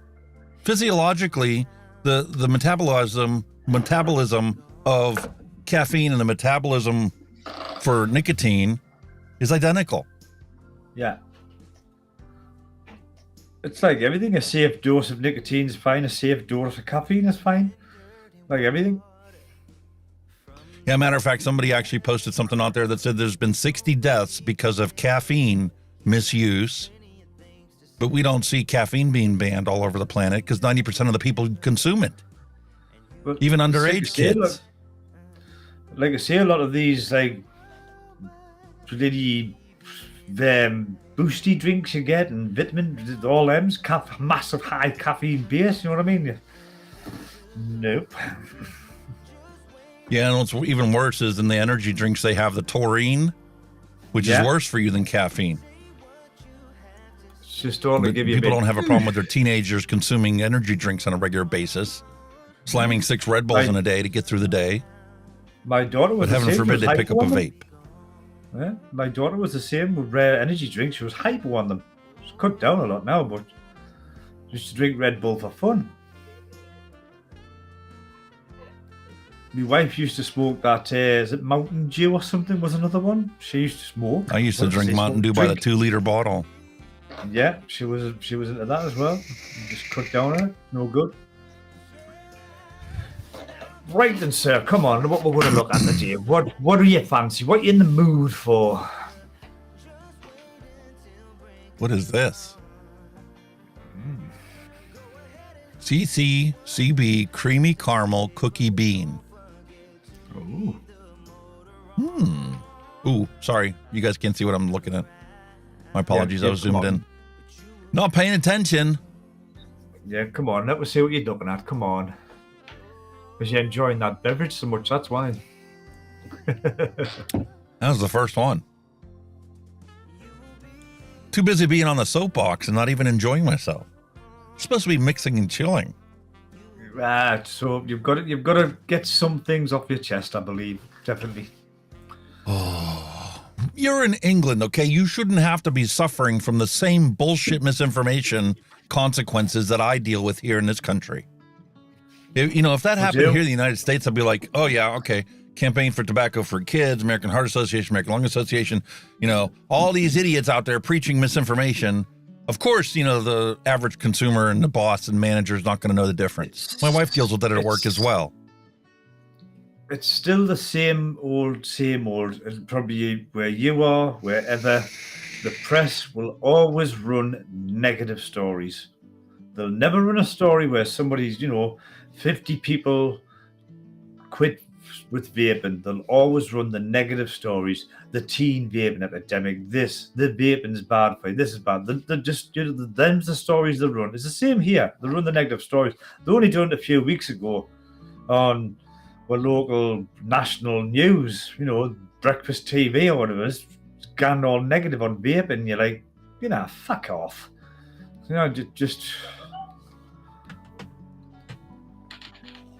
And the thing that makes it worse, when they're seeing the news, they're sitting there, they're going, they're frowning, like looking down, like, you vape, you commoner. Fuck you, bitch. You know what I mean? Yep. know what I mean? Just because you were born with a silver spoon in your mouth and all that bullshit, you know what I mean? Fuck off. Born with a silver spoon in their mouth, and they are being taught, because of how well-to-do that they've been in their entire life, that you need to take care of the less fortunate. And it isn't, let's give you, the financial resources you need to make your business succeed or anything like that. It's, let's look down upon you for making bad choices, and let's belittle you when you try to quit and fail. Yeah. Stick up your keister. Yeah, judge, jury, and executioner. Until you walk a mile in my shoes, don't try and tell me what to do with myself. Exactly. Because you have no idea why I make the choices I make on a regular basis. Exactly. But yeah, again, it's the world we live in, isn't it?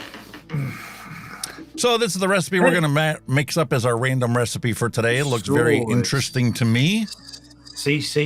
CB, creamy caramel cookie bar. Mm-hmm.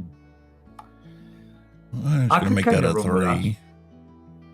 And I'm going to add a touch of super sweet. I could run with that. It sounds nice. And I'm loving my new keyboard the wife got for me. Oh, you've been getting new toys, have you? You're spoiled. You're ruined. I'm telling you, you're ruined. She's ruined you. Yeah. So spoiled. I need to be more responsible for my manly duties around the house. Laundry and dishes and the like. Yeah. Would also help improve my health and reduce his gut, because I'd be a little more active than I am when I'm in this room constantly working on the computer. Mm-hmm. All work, no play, mate. Aye, that's why we're going away to camp this weekend, so there will be nothing done other than finishing up the review for this OXVA Xlim and do some more filming for the SMOK mag product after we do the opening today, so I can compare them with the newer devices. And then, obviously, Monday I'll be getting ready for the stream next Tuesday. God. So, I miss having weekends away. I used to love it. We needed it, and we've needed this break for quite some time. Yeah. And that's the whole reason why we have a camp. It costs us $2,000 a year to have the site. But if you think about, if you were to take a vacation or a holiday in the summer, how could you not spend $2,000 just to take a holiday? Of course not. It costs a fortune now, man. Yeah. And the thing is, because we have this camp and it's paid for the whole year, anytime my wife and I get a day off, we can easily just get in the car. It's an hour and a half away, and just get out and just disconnect from society. Yeah. You've got to, man. Just unwind and just get all that bullshit out your way. Me and my friend, we used to have a big 30-foot static, what we call a caravan. I take it you call a motorhome, but a home, like if it was a caravan, we call it, I don't know what we call it, but it was like that. And that was like only hours drive away, and every spare day we had, we were up there out the way of it, like, It was a fabulous place. It was a place called Dumfries, which is like a bit of Scotland, but it was like Dumfries. But it was weird because you had the coast on one side and obviously woodland and forestry on the other side. So you were in the middle of both, whichever. So if you fancied going to the beach one day, you could go to the beach. Or if you fancied a nice walk through the woodlands, you go. It was a cracking little place. Really nice. But it would, like I say, an hour away, just jump in the motor, had enough of this, bugger off. And that's the nice thing about where our camp is, because we're just outside the state park, and there's also a national park a little bit up ways.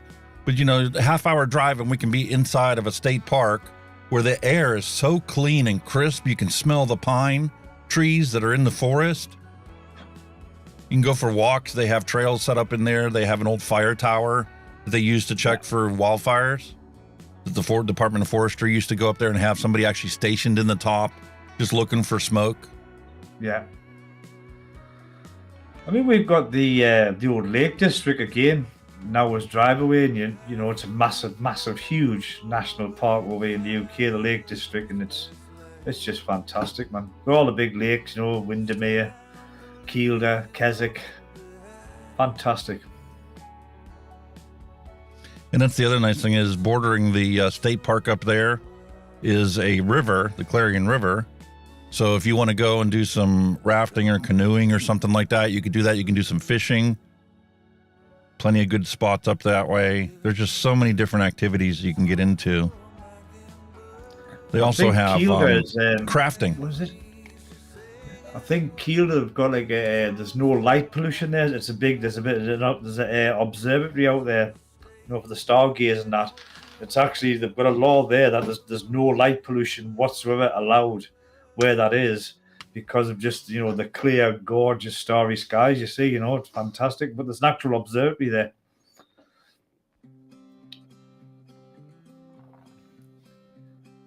Love it, man. Love the outdoors, mate, man. Fantastic. Can't beat it.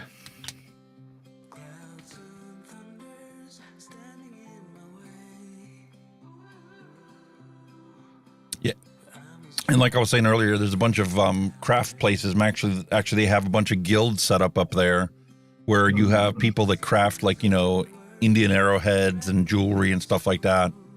And basically everybody that lives in the community can submit their items for sale and consignment at these different shops and whatnot. You just never know. We've got some beautiful paintings downstairs on our wall that we bought down there one time we went. Got similar stuff. We got like they do a lot of like the homemade fruits, like the jams and the honeys and all that stuff. Oh, chutneys, you know, that kind of stuff. Oh, yeah, some of it is absolutely fantastic. Like, and the Amish pricey, like, canned goods up there. Oh, absolutely gorgeous. The selection is amazing. Any type of homegrown vegetable or fruit you can find canned up there, jarred. Oh, amazing. All pickled and everything. Beautiful. Yep. Can't beat it, man. Can't beat it. Just to break from all that processed bullshit we normally eat as well, isn't it? Pickled jalapenos. Oh. Pickled onions. I love pickled onions. I'll have to give that a try. I've never tried that before. What, pickled onions? Oh. Yeah. Lovely. You also get sweet pickled onions as well, where it's just not just where there's not so much vinegar in. It's just pickled eggs. Oh, pickled eggs. Oh God.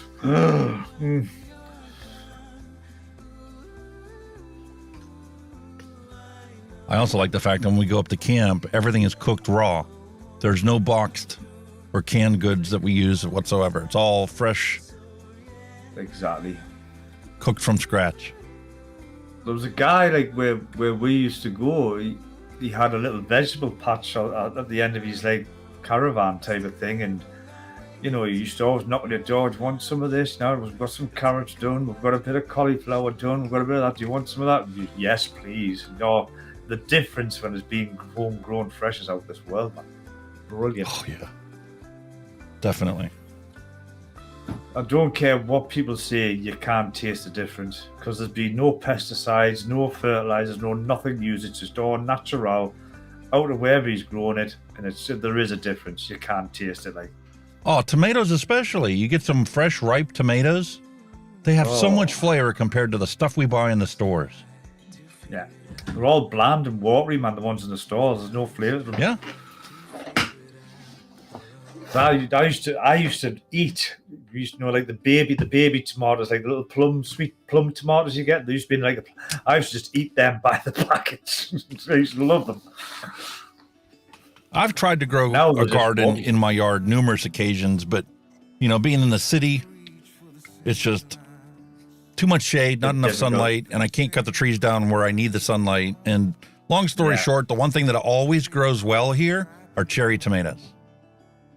You get a cherry tomato plant. My daughter used to literally stop every day after school and check to see if there's any fresh ripe ones ready to be picked, and she would eat them before she even got inside. Exactly. Brilliant, man. Straight off the bush. Get in there. That's the way to do it. And she loved it. I can't beat it, man. Freshly grown produce. Can't gone wrong.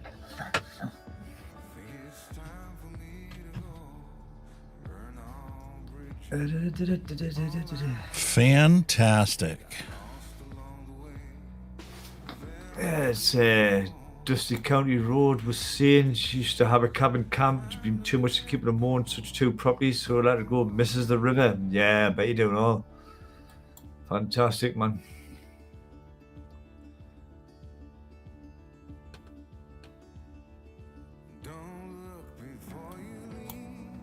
I mean, years ago, we used to just do it randomly. Just jump in the car, see how we're going for a ride, and that would be it. Off we went. We used to do the same thing whenever we were in high school. You would take and fill up the vehicle with fuel. You would drive until you got half a tank, and then you turn around and come home. Yeah. Just to see what you could find out there. What was out there that you've never known about or experienced. Yeah, in our current climate, a half a tank wouldn't get you that far, like. No, well, it would, but it would cost way more than if you were to just specifically get on Google, find a place to go there and experience that and come back. Exploration is not an option. Well, we're pretty lucky where we are on this part of the world. Like I say, we've got plenty of coasts, got plenty of countryside, so you can't grumble too much. Scotland's about an hour or so away from us, the Scottish border, so, you know, plenty about. Speaking of which, the one thing we did not talk about earlier, I briefly mentioned it, was Vic giving up his studio. Yeah, he's hitting hard times money-wise due to this, you know, cost of living crisis that everybody's struggling with. Obviously, it's hitting some people harder than others. But I think he's not going to give up the review. If you need any camera lights or anything like that, I know you don't have a whole lot of room in your house for it either, but you can take a look at Facebook Marketplace. I did have stuff like I did have the big dome lights now, but it doesn't work. Honestly, this is why I've got. I mean, I think you've seen them before, but I'll try not to blend you. That's why I've got these strip lights. Yeah. The LEDs, you can dim them. They're spot on. They're very light, very portable. It takes 2 minutes to put them up, 2 minutes to put them down, and you know they're more than enough. I'm only using a 2-light setup at the moment, but this one is that with key lights up there. That's it. You didn't need too much. You know what I mean? Yeah, it's like microphones nowadays. You know, the difference between buying yourself a $120 microphone or a $400 microphone is imperceivable. What's more important is for you to learn how to set it up and get the right gain staging to make it sound good the way it is. It's probably half the battle is knowing how to use stuff correctly. I mean, you know, it's a lot of people with the USB mic, you know, they say plug and play, they'll just plug it in, that's it. They'll not touch it, they'll just go right, it works. That's it. They'll not go into any settings or anything like that. Yep. Yeah, William, that's what I'm saying. And I mean, it's one thing if you're like getting paid by a marketing firm to like, you know, take professional pictures of something for marketing purposes. It's another thing for you just to be able to take a picture of it. My phone is so good on autopilot, you know, on the automatic settings, that I'm hard pressed to be able to reproduce that same quality image using a professional camera. Yeah. You really have to get into the settings and tweak it exactly right. Oh, definitely. I mean, like I say, it's always having the tools, but you've got to know how to use them. You know what I mean? But looking at like, William Dobson's comment there, he reckons he's doing reviews in his room. Yep, I totally agree with that. He said that. He's concerned about the storage. Definitely. He's got boxes of stuff that needs, you know, and he's going to sell them all up or do an auction. Pay off his debt. You know? So it's just, yeah, because he was hitting, 3 months behind on his studio. He's obviously got a downgrade, so... But I think once he does get rid of his stuff, he'll be back to whatever. And unfortunately, there is some barriers to entry for making production and stuff. Like, The one thing I've wanted to get for the longest time, but I just can't justify the cost, is a wireless lapel microphone.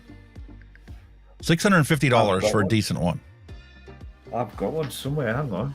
I'll show you. I bought a cheap one, I've noticed. but it sounds like shit. No matter how I set the volume settings on it, it just sounds garbage.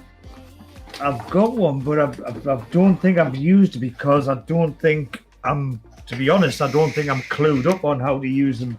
Because every time I used to get a lapel mic, I used to have awful sound. Now, whether that was due to my ignorance, possibly, or whether it was just inside. shit. Yeah. The reverberation inside your room there's no difference between your speaking and the noise that's in the room. Very little difference. There's no physical way for you to put an expander in there to separate it to make it good usable audio. Although the latest plugin that comes stock with DaVinci Resolve now, the noise suppression, that may be enough to make it usable. I mean, what's the one of the where the hell have I put that? The one I started with. I thought it was the only one that lost stuff. Oh, it's my drawers. That's the one I started with. It was just a cheap shit one, and it was awful. Yeah. I could never get that to work, so that could totally just go in the bin. You know what I mean? It's shit. Look, the other one, I don't know where the other one is. That one would be really good for if you had a headset and it was like placed 4 inches away from your mouth. It would be perfect. It would sound fantastic. Yeah. But to put it in the middle of your chest, no, because it's going to pick up the echo off of the wall or the speaker monitor before it gets to here. Easier than it's going to pick up side noise, side volume. I found it. It's supposed to be half decent, but who the hell is that? No, you can piss off. Excuse me, phone. I'm just going to ignore it.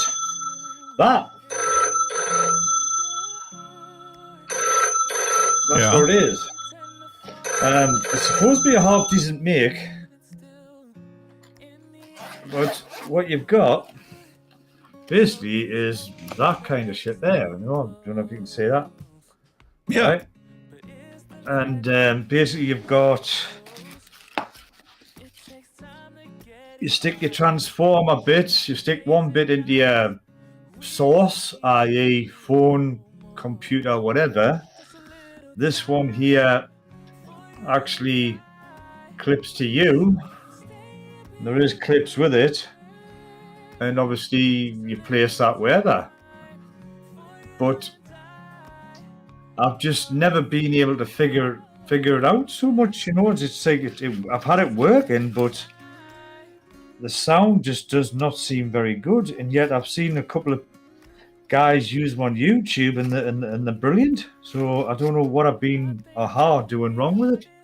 I mean, part of that has to deal with the fact that inside, it's just not practical. If you have an untreated room, like I've done extensive treatment inside this room to get rid of the reverberation, but I still can't get rid of it from the monitors. I'm surrounded like a cockpit with all these monitors that come right back. That's why this microphone is the Rode Procaster. It's a condenser microphone that only picks up what's right in front of it.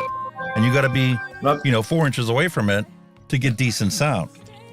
I mean, it's a half decent kit. I mean, all the cables you get with it, you can do that to 2.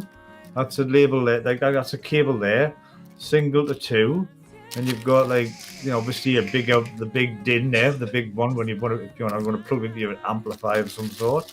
You've got various, 2-in-1 leads to power for charging. Like stuff like that. There's plenty of stuff in it. It's not like a cheapy one, I wouldn't have thought, but I don't know,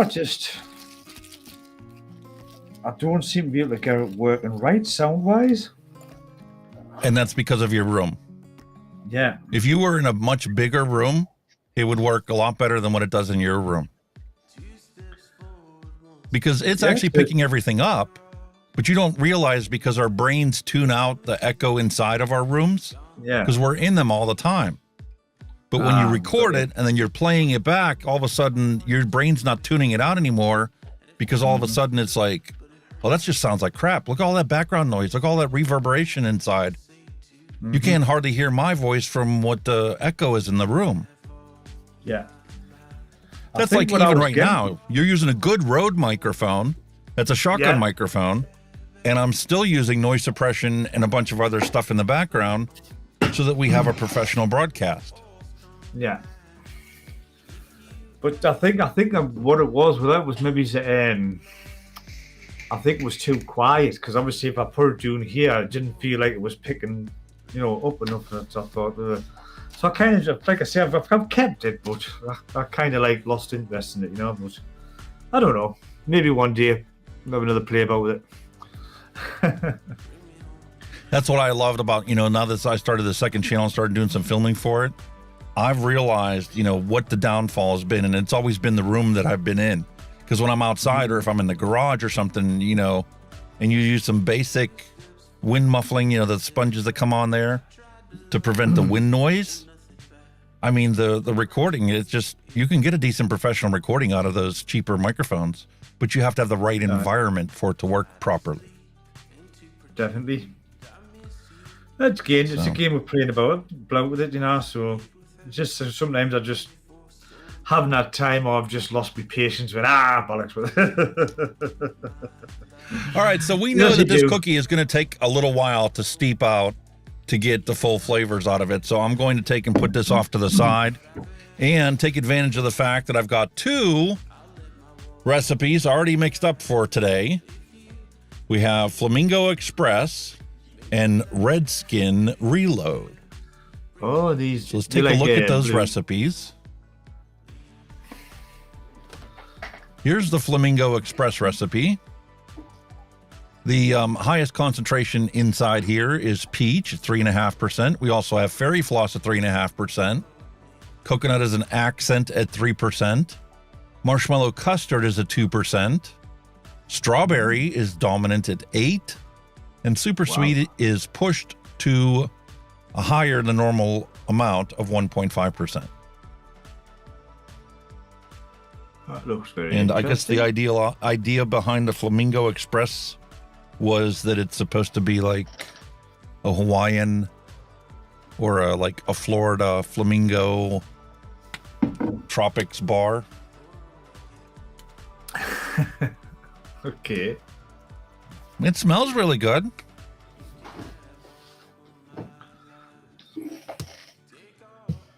So, to get ready for today, I finally got... Oh. Oops. I got one. Come on, press right the button. PX80. Oh, I've heard quite a lot about them. It's really good. But I'm the kind of person I don't like to constantly change coils, so I got myself a 510 adapter for it. Got ya. Perfectly color matched, the whole 9 yards. And just gonna throw on there this Bushido.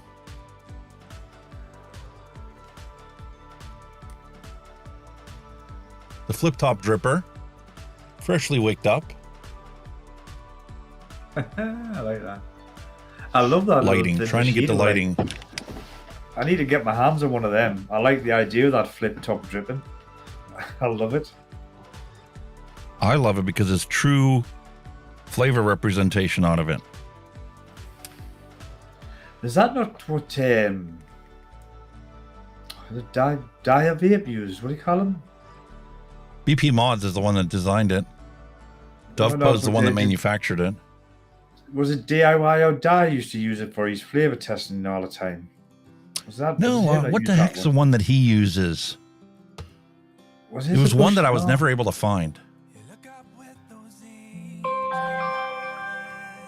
Because he was one that because he said it was like a one that was middle of the road, where it would, like obviously now you some devices will then accentuate the highs or then accentuate the dark the fruits or the creams.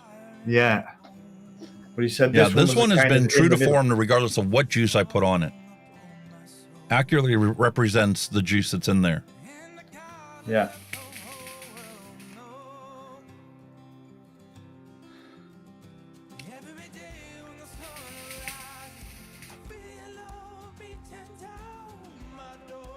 Wow, that is really interesting.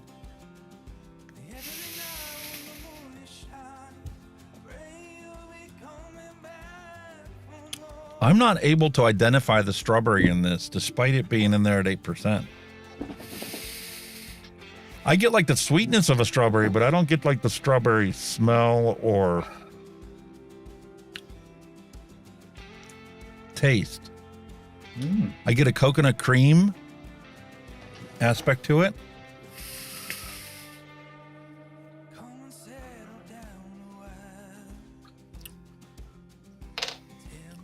The peach isn't prominent. It's kind of blended in with that cream. It's just a straight strawberry. It's not a strawberry ripe. William Dobson. Caught you out of the corner of my eye. Gotcha.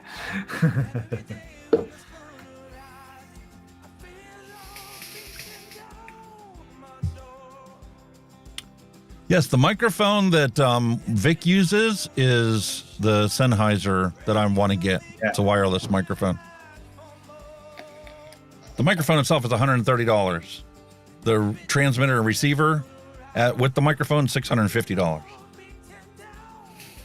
And our Rode do a wireless version as well, but they're quite pricey as well. Yeah, and there's a Comica version that people can use, but my problem is I want to be able to get something that I know is going to work in here, in this room. So why spend $350 on a Comica set when it's still not going to be the best, and eventually I'm going to end up buying the Sennheiser? I'd rather save up for it, and then once I have it, I have it. I mean, to be honest with you,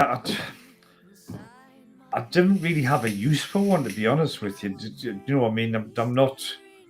I'm never far. I mean, this is probably when I'm doing any YouTube, this is probably the furthest I'm away from my camera and my computer, so I didn't need one as such. You know what I mean? It's, you know what I mean? I'm not like as I'm standing like at the other side of the room where, you know, I'm filming and I'm literally here in front of everything, so I haven't really got a use for one as such. You know what I mean? I mean, I did have like problems earlier on, you know, like with mics. You know, I had a desk mic and all that stuff, and you know, they weren't the greatest. But since, like I say, I got this Rode one, I mean, it's doing everything I wanted to do and more. Plus the fact I can take it off and whop it on the top of my camera if I ever want to go out with it. Winner, winner. You know what I mean?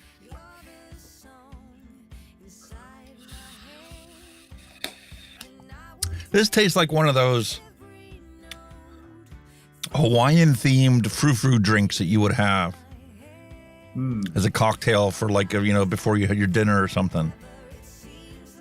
You see something on the menu and you go, oh, I'll try that just to try it.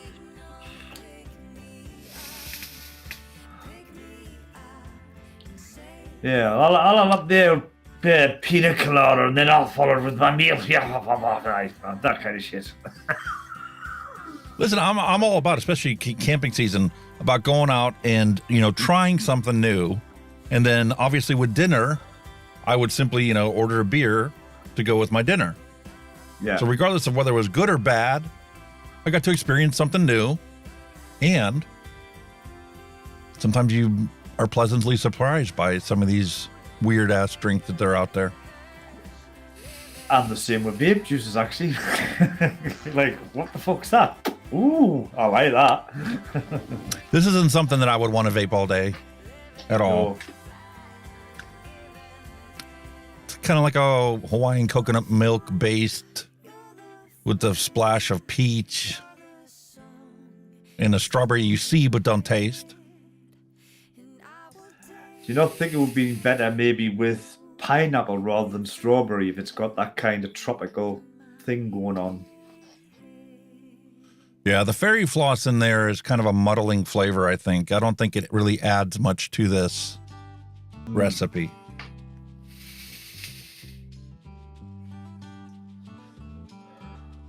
I want to mix this thing up and swap out the fairy floss with pineapple and see if I get something a little bit more tropical in my impression of what tropical should taste like. I don't think the strawberry with this strawberry and coconut to me just didn't seem to mix. Oh, I've seen plenty of, creams and custards mix well, especially with fruits. And that's another thing is, I only mixed this up 2 days ago. This custard may take another week or so before it actually changes the profile. And it could rebalance as something different than what it tastes like today.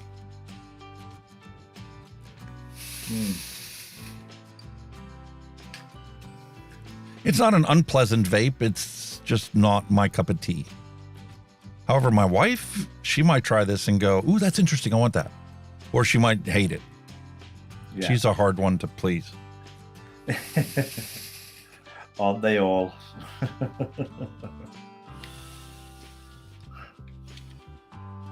So, we'll put this on the stand. Yeah, see, pair it up with the bottle. Yeah, give it a few more days to steep. Leave that steep and we'll continue to reevaluate it. Yeah, leave it steep. You may be pleasantly surprised. Now I'm going to go not matchy-matchy. Matchy? What's all that about? Not matchy-matchy. And we're going to try this Redskin Reloaded. Ooh. And the Redskin Reloaded recipe has fairy floss and raspberry both at 8% in here. 8%. So 16% of this is based off of fairy floss and raspberry. Those are very complementary flavors.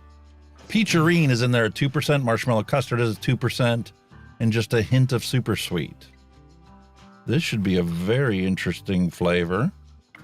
And I've never tried a combination like that.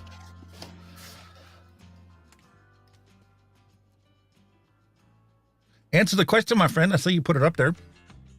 Yep. I am on the heavy hitter with my little favorite Valhalla Mini sitting there on the top. Absolutely. I love this RDA. This is probably one of the best RDAs I've ever come across. Small size wise, it's fantastic for flavor. And it's on, like I said, the old heavy hitter. Who done this? Times Vape, didn't they? I think it was Times Vape. I'm just having a quick look.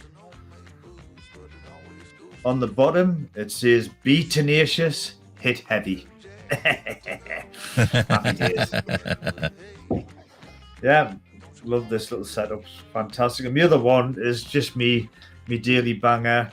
Got the old Arbiter 2 on top of the Arcfox. That's me daily runabout. And, love that setup as well.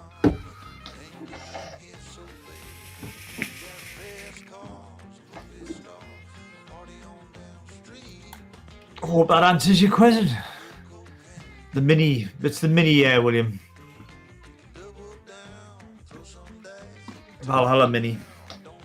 It's the 24, 25 milli one, if I remember correctly. I can't remember off the top of my head.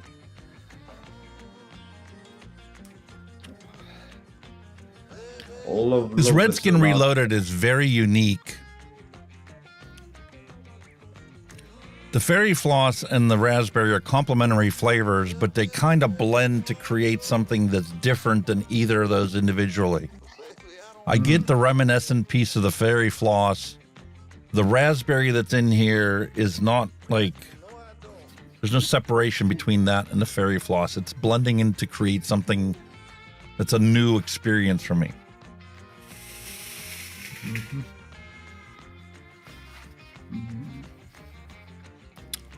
I want to turn the volume up on this peacherine because I'm getting like a back note of this peach nectarine kind of flavor. Yeah. And I would like that to be a little more pronounced, a little more forefront.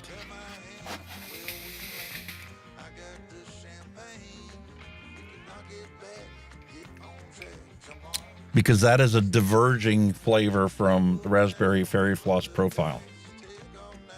And once again, the custard I don't taste in here at all. So this is going to have to sit a while for that custard to fully mature and ripen into the recipe. Maybe there are a couple of steepers, my friend. A couple of steepers. I do believe they are. It's a very interesting one. This is interesting enough on its own that you can't identify the flavor components that are in it, that I would really be wanting this to turn into something that could become an all-day vape for me.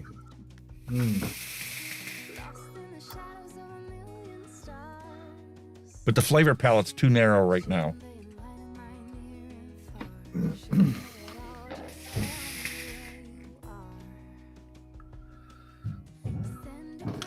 Definitely recommend the Arbiter too, bud. It is sweet And enough. the one.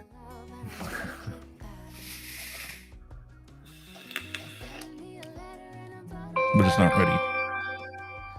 Yeah, I think you need a bit of a steeper, sir. There's nothing wrong with that.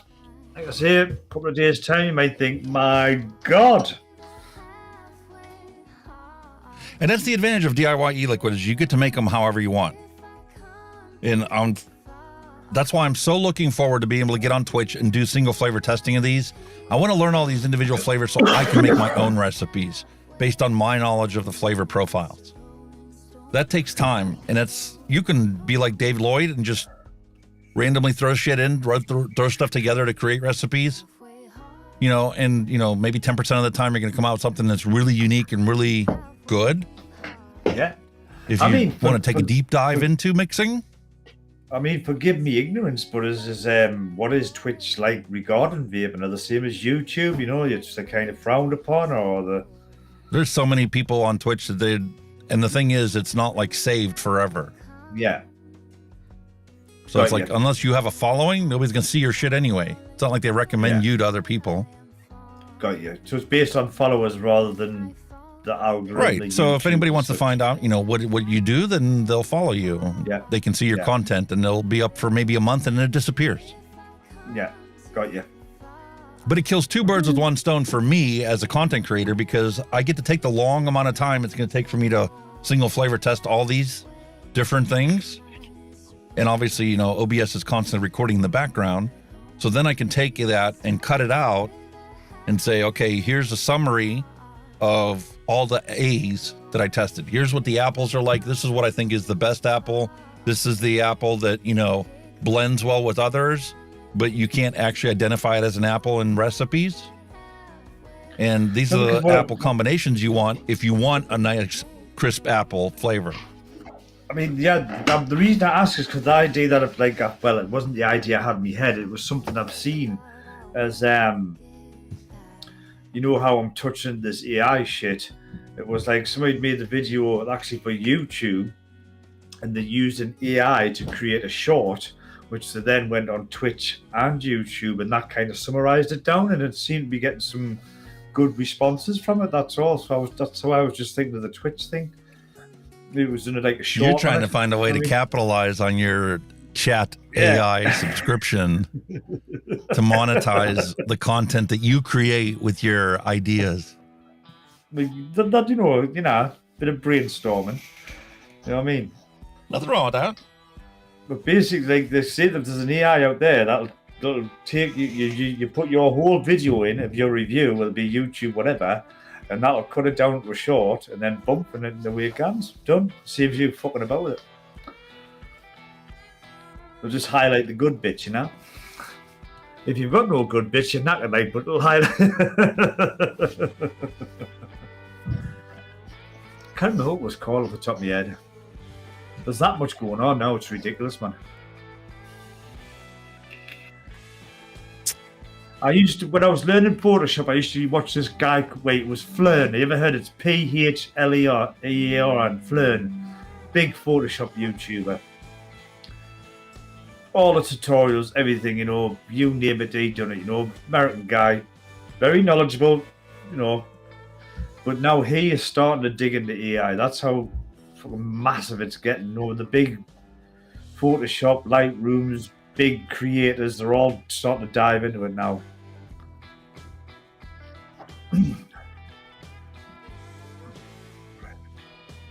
Scary stuff, man. this... Whoa. Lollipops. Everybody knows what a bomb pop is, or at least here in the States, people know what a bomb pop tastes like. Right? You got like the red is the cherry flavor. Then you get down to the blue, and it's just I don't know exactly how to describe the flavor profile of that. But if you were just to eat the white part of a bomb pop, that's what this icy pole tastes like. Really? Very distinct, very fruit forward, but it's not like an individual fruit you can taste. And just a delicious sweet, that's what icy pole tastes like. And it's such a fantastic all-day vape. I think it's we've got a thing called mini milks, you know what I mean? They're like the same, you know, they've just got this one flavour and it's gorgeous. I like a lolly. Yeah. And the thing is, this is obviously blue raspberry cotton candy flavor near the bottom. But if you were to go like right about here in the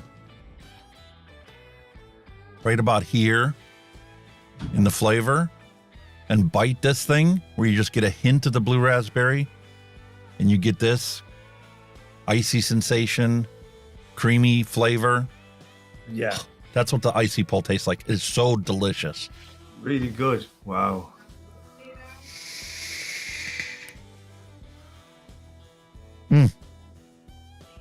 Fantastic flavor. And if I were to try and recreate that, I would probably start as sherbet as the base flavor.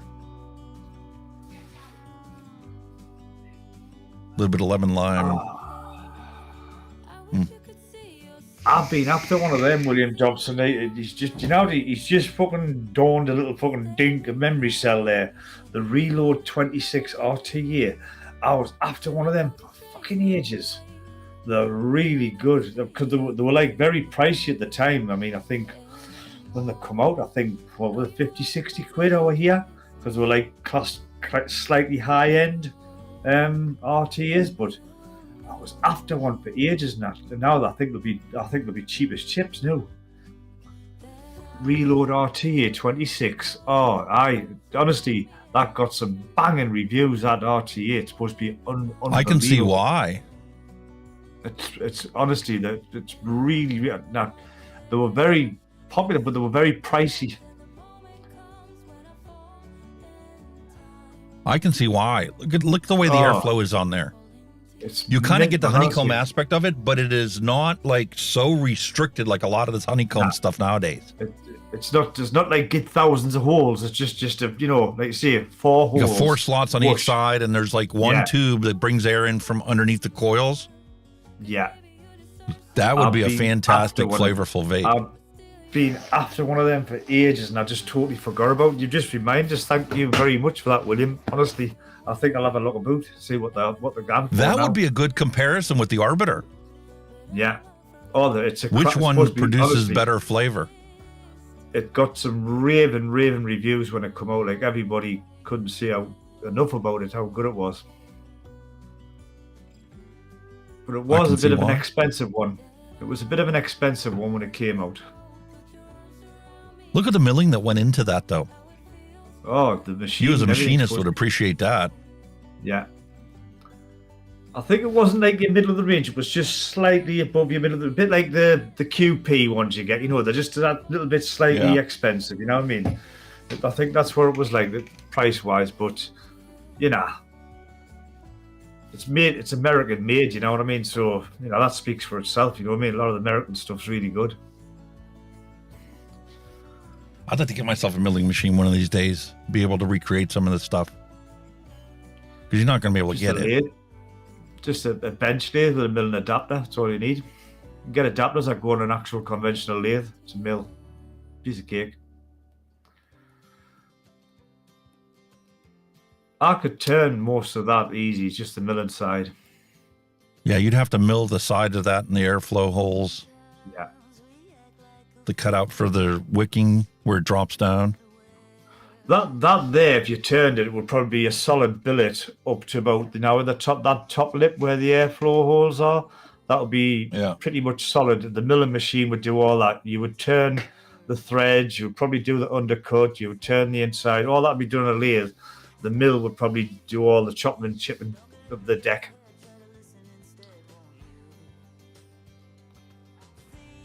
Fucking awesome, man. One of these Really days, nice brother. oven. One of these days, we'll get to there. Yeah, like I say, I could make you bringing plenty of these because they're just a tube. Easy as peasy make these on a lathe. Toddle a doddle, honestly. Anybody could do it, literally. That's how easy they are. Milling side's the difficult side. I've been ordering stuff in for my 775 coil building machine. See, we talked about this briefly last week. The bearing that they use inside there, they have ceramic bearings in there, which means it's not a deep groove, at least as deep as it could be. And the problem is when you have a bearing, you have two sets of forces. You have radial forces, which are exerted on the outer portion of that. And that's basically the same as, if you're running it as a wheel. Okay? Mm-hmm. But we're also using it and our primary force on it is axial load. We're literally pulling this center part of the bearing out when we tension that whole line up of the wires. So axial load is the force that we need to nullify with the bearing on the end. Now, the easy way to do that, and this is what I ordered, and unfortunately they didn't have the right size readily available for the stream today, but it is on the way. I'm going to cut this open and let you guys see the actual components of it, because I'm going to swap that bearing out that's inside there, and what we need is a thrust bearing. Yeah. Okay. So a thrust bearing consists of essentially a washer that's got grooves in it for your ball bearings to rotate in. And then there's obviously a washer on the other side. One of these washers is exactly 8 millimeters in diameter. The other one, the opening on the end, is slightly larger than that, because this is going to allow you to put this inside of that cap, pull your center pin through the middle of it, and the harder you push on this, the better this bearing will work. Yeah. Because it is strictly designed to be nullifying the axial forces of that bearing. This, once it's in there and it's the right size, will be the best bearing for that thing. And the harder it crank down on it to make those wires, I'm hoping that I can get it to the point where I don't have to pre-straighten the wires inside there. I can literally put the wires in there and then just use the knob on the end to tighten it. That will stretch it that ½ inch I need to straighten those wires. Just a tension. And then I can sit there and clamp it and achieve the results that I've been looking for. Basically, the other thing that I ordered, it's like a conical bearing, isn't it? You need the bearings to go into an angle, like into a shell, like a wheel bearing on a car. The conical. Ideally, that would be the best kind of bearing, but to try and find one in 22 millimeters in diameter with an 8 millimeter bore in the center, I haven't been able to find one. A tapered roller bearing. You would probably have to get one made by a specialist. They'll be out there, but you'd probably have to get one made. Because a tapered roller bearing would have a cap on the end. Yeah. And it would automatically have the tapered roller bearing in here. And you could have the 8 millimeter diameter here, and then the cap end could be, 9 or 10 millimeters in diameter. Yeah. So that the shaft in the middle would stay as one complete unit. This one, in order for me to use this design, I need to keep these components together. That's correct. So I'm basically going to be putting a bolt through here, and I'm probably going to use nylon because a nylon 8 millimeter bolt has a tensile strength of 150 pounds. So I could put a bolt through here, put the cap on, put another one of these on the outside, and just tighten the nut enough to hold all these bearings together in place. Yeah. And then drill through the nylon bolt to put my hook in to attach to the wires. But this, the stronger you pull on it, the better it is going to be able to roll and keep the resistance down to nothing. So I'm not going to collapse the cords down on itself. You need like I say, that for that force, that pulling force, you need the bearing to run smooth rather, because like I say, if you're just pulling a straight bearing, you know, you're going to be pulling it offset technically, and it's just going to, you're going to get resistance. And that's the problem with this is, you know, this is designed to have all the force on the radial aspect of it. That's right. Only 10% of the force is allowed to be an axial force on this, even with deep groove bearings. So this would probably work. I haven't put this in there and used it enough yet, but the ultimate design is going to be using this other style bearing. And then the other thing I needed to fix was going into the drill bit. I need something that is symmetrical, and when it's attached to here, it will be perfectly in line with the center of that chuck. Yeah. That hand bent hook that it was included in the kit caused the end of the wire to do this. Wobble side. It's not that center. won't be an issue with center. this. It's off center. That's why it's jiggling. Yeah. So these two improvements, my ultimate design that I have planned for that thing, once I realize that the rail is readily accessible, the standard European 2040 design rail, I'm going to put standoffs on the ends, like a 3D printer, and then a bar across the top that's going to have a trolley on it. And I'm going to string the 40 gauge wire to the center trolley, to the end, all the way across the other end, bound to the center trolley, and then down to the wire. Because I'm going to have these bearings mount the spool of wire so I can adequately control the tension that goes on that Clapton. Got ya. And my goal is, theoretically, looking at the science of physics, once I start that thing, it should be able to travel all on its own if the tension is right, and I can literally, like a machine, Clapton coils all day long. I can see where you're coming from with that, like, definitely. So that's been my pet project. But then again, you know, I mean, kudos to the guy, you know, his basic design is good. You know what I mean? His basic design is fantastic. Right. And if you are careful and pay attention to detail, you can use what comes in the kit to produce fantastic coils. Yeah. But my OCD and my perfectionist side says I can do better. $5 sometimes for a bag of these. Sometimes you can hit the guys up who you got up from and say, look, I think you could do this better. And sometimes they will take note and do it. You know what I mean? Well, this is all proof of concept at this stage. And once I get everything set up, I want to reach out to them and say, listen, swap these bearings out for what you're using and give it a try on your desk. And then let me know if you have any better success than what you have right now. Because I don't want to, basically slap the guy in the face and say, listen, I appreciate what you did, but it's garbage. It's not garbage. It's fantastic. No, it's a brilliant concept. It's a brilliant idea. You know, he's got the unit. He's got to be an engineer because he's thinking lathe with that. That's what he's kind of thinking. He's thinking of a lathe, a manual and lathe. For him to be able to design, the 3D printing that requires, for them to put all the stuff together to make that kit. It's clever stuff. He's a genius. Very, very clever. I love it. Like everything, like say further down the line, you could have that Mark II with, improved bearings, like we said, or whatever. You know what I mean?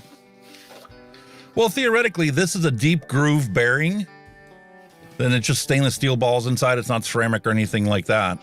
But they're pre-lubed with grease in here. And these things aren't actually good. Like, people buy these to make fidget spinners and they bitch it doesn't work right because these things need broken in.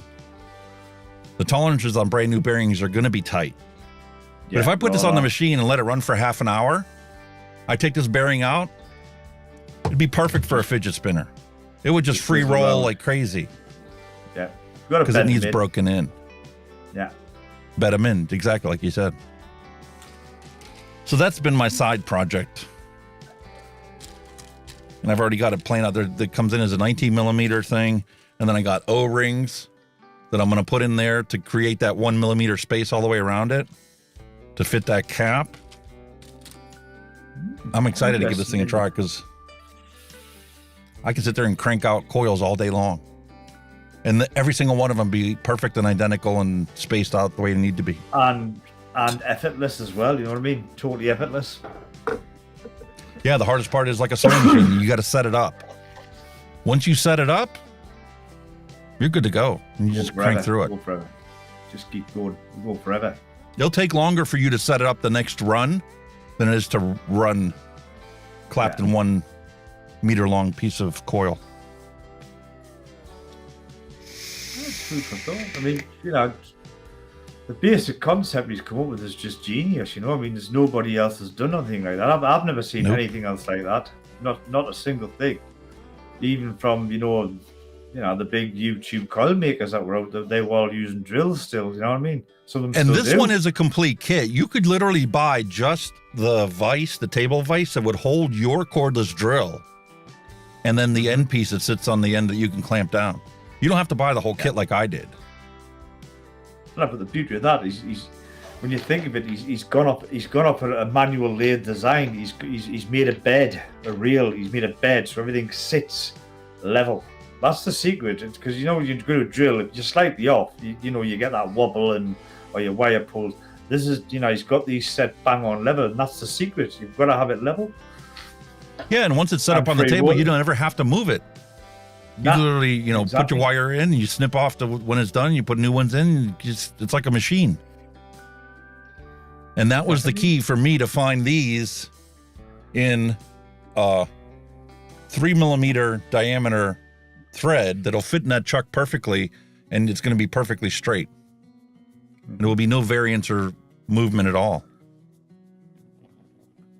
But like you say, the concept is based off a lathe, the manual lathe. You know, you've got your motor with that one, then on the other end would be your tailstock on your lathe, but obviously he's got a bearing in rather than it's just but simple, in a lathe, but when you put that wood in there, if it's offset, the process of you rounding it out makes it perfectly cylindrical and balances the rotational force. Yeah, definitely, yeah.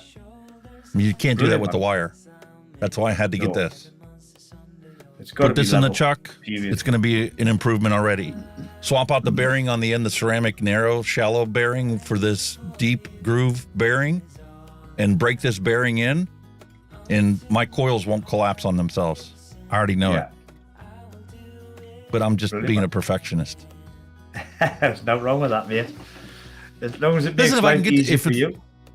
If the concept works, I could sit there and crank out coils all day long and sell them cheaper than anybody else out there. We have handcrafted coils. There you go. I'll have my order. I'll put my order in now. I need somebody to sample test it. I'll send it out to you. Speaking of which, sending it out there. Well, guess what we forgot to do? Oh, come Today is the expiration of the Hunky Vape Spring Cleaning Contest. So that's it. That's so true. Jumping over to Xlim.io. There was a bunch of cheaters out there trying to get entries into the contest that were underage or whatnot. How dare you? So we can delete all invalid entries. Okay. How dare you try and cheat, you so-and-sos. It said it deleted them, but it didn't get rid of this. Regardless, I am going to obviously, comply with the law. So therefore, if the winner is not of age, anybody that, you don't get it, I'll have to redraw the winner. And Xlim does let you do that, invalidate the winners. So if it's banned in your state, I'm sorry, but I can't send it to you. Because I'm not going to break the law. And I'm already going out of my pocket, to fund this whole contest anyway. So anyway, drum roll, please. Let it roll. Draw the winner. We want one draw.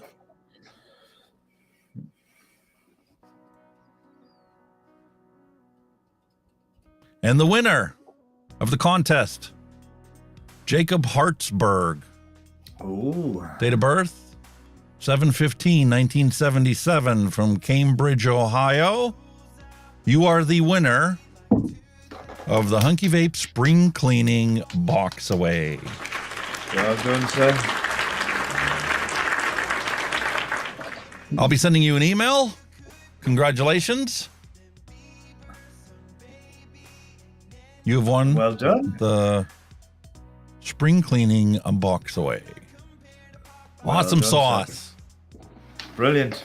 Woohoo! We talked about that already today, so I don't have to do that. Yeah, hello. Where'd you come from? I thought he'd come on as a guest there for a minute. Oh, what's Vic doing here? Well, once he's back in his home, bedroom studio, maybe he'll have time to come and join us for a chat one day. Yeah, you never know. You never know. We've got our stuff set up on this end. Finally, to be able to do guests. I've reached out to a couple other people. Dave Lloyd is interested in it, but he's only available like Monday evenings or something. That. I'm like, well, that's all cool. Dusty Country Road, that's you. Congratulations, buddy.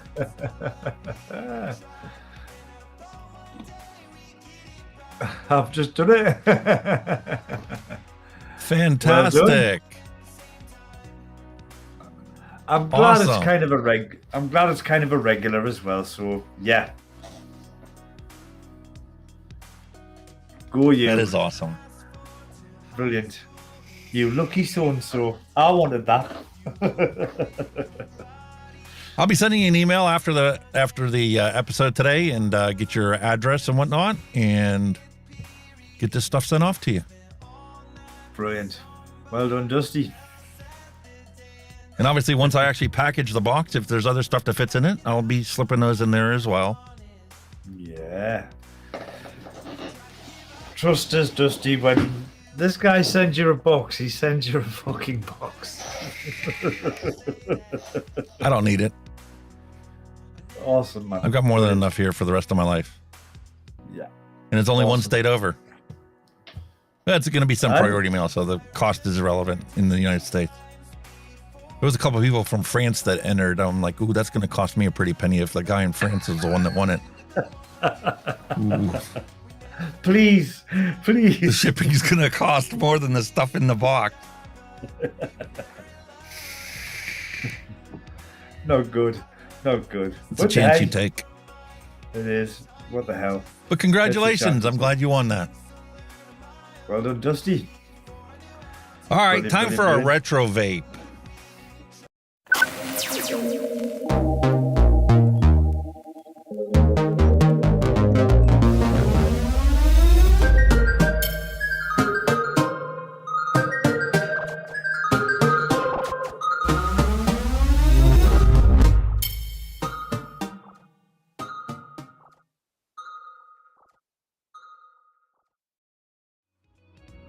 A long time ago, in a galaxy not so far away, SMOK created the Mag Kit.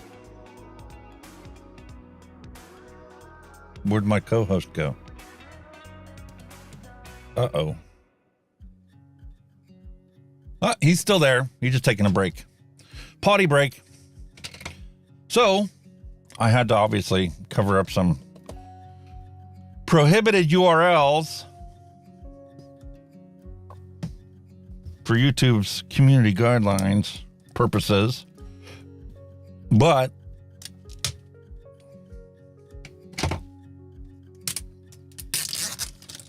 I do want to find out how good this mag is. I loved my Mag P3. It was the only touchscreen vape device that I've had that was completely responsive, totally accurate in letting you make the adjustments and manipulating using just the touchscreen interface.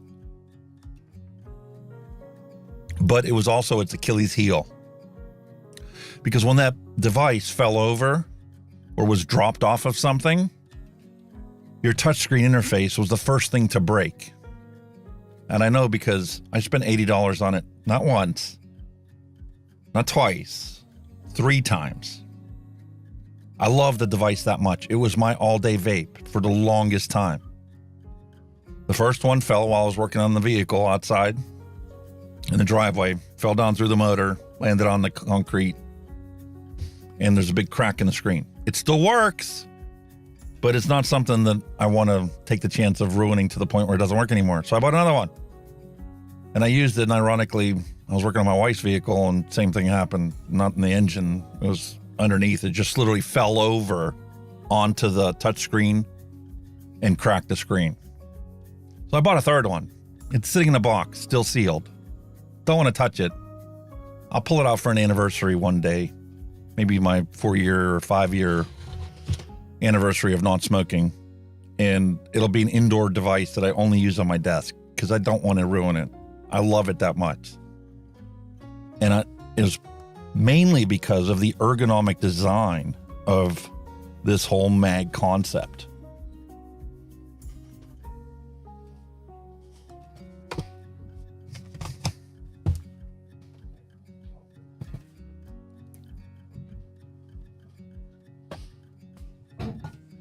That is some bright ass colors, let me tell you. But the feel of this original mag is even better than the Mag P3. This just fits like a glove in my hand. That ergonomic design of a pistol grip, oh, I love it. I love it. And it's literally like a magazine pulling out of the bottom for us to put our batteries into. Beautifully marked, positive and negative. Throw some batteries in here.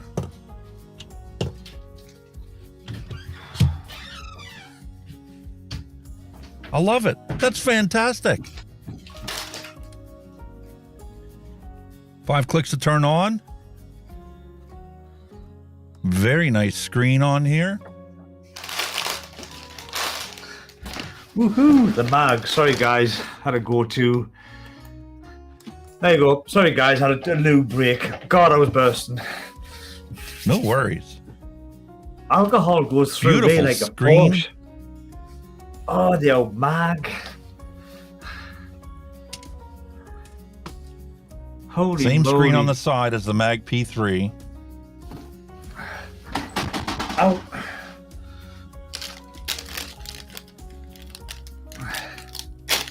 Gorgeous. It was a funny old mod, that. Was that the kit? Did you get the tang with it now, yeah? Yeah. Ah. 225 watts. Holy crap. It could Does never not hit round that, robin. It could never do Yeah, that. there's no way it's going to hit it. Not with 218-650 batteries. Not 218-650. You know what I'm saying? Look, sounded good.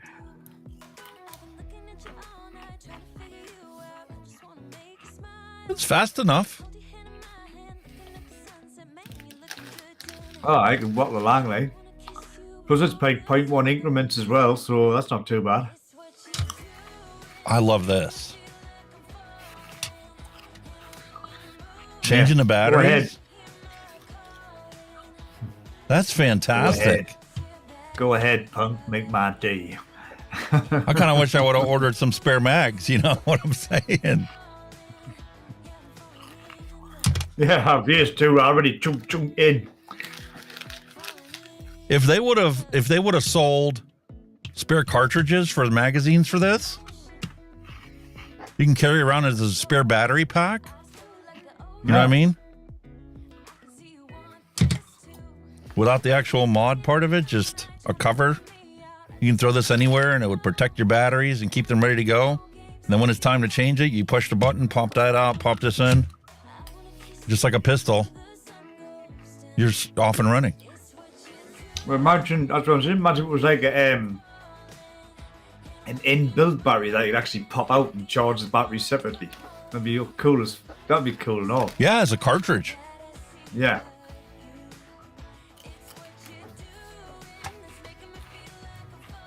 What do we have? A TFV8? Was it TF what? TF, is it Baby Beast V8 or what we got? 0.4, 40 to 100 watts, best 60 to 80. I think this is the Baby Beast coil. And as natural, these things are tight when they come from the factory. Yeah. Round wire coil. Good old round wire coils, man. Hey, cracking stuff. So tight, though. Oh, they are. Look at that. Trying to get the glass off of there. But this is a recommendation that I make to anybody that buys, these old tanks and stuff like this. Make sure you take it completely apart before you just go rampant and fill the thing up and use it. Because they crank this thing down at the factory. And then you go to put it together, and this won't have hardly any threads to be able to thread on there. Yeah.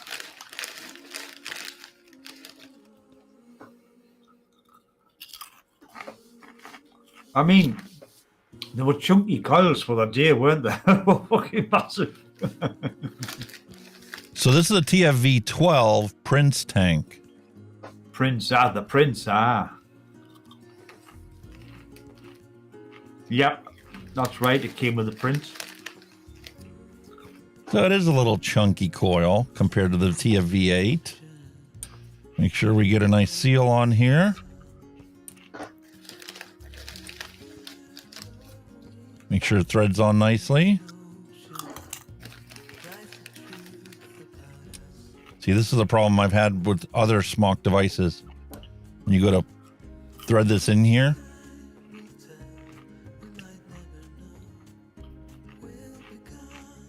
Yeah, there's not much threading. You've got to pretty much really. They don't give you very much extra threading, no. Nah. So make sure this is pushed in the whole way. And the top fill on this, you have a push button, swing open.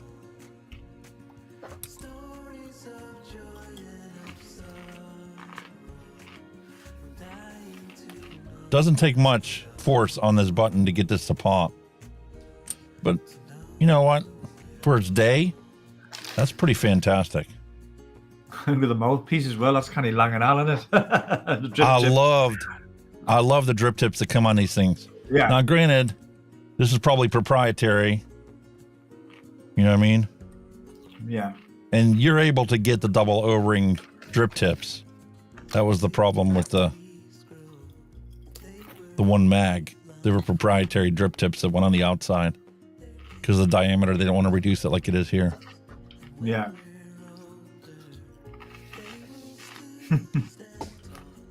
Proper trip down memory lane here, like, wow. But I love the feel of this. This is like so ergonomically designed. That perfectly hits in my hand. I mean, when you pick it up, it lays exactly the same place every time you pick it up. Yeah. Because of its dimension. They're bloody popular in the day, man. I can see why. And I can totally understand why.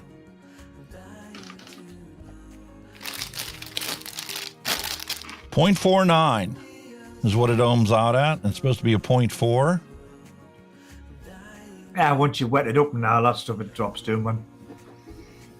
Yeah, once you get the initial dry burn into it. Like anything back in the day, you had to break these coils in. It normally took like and since I love this flavor so much, you want to hide that in? I'm going to load that up in here. I think it took about a tank or so of juice to break a coil in. Now your first tank, get that out the way, and then after that, brilliant. Especially with this round wire design and dual round wire. That's a bit of a break in time. Did these ones have any leaking issues like the TFV-8? Yeah. The TFV-8 was hit or miss. I've had TFV-8 coils that never leaked the whole time while they were still good.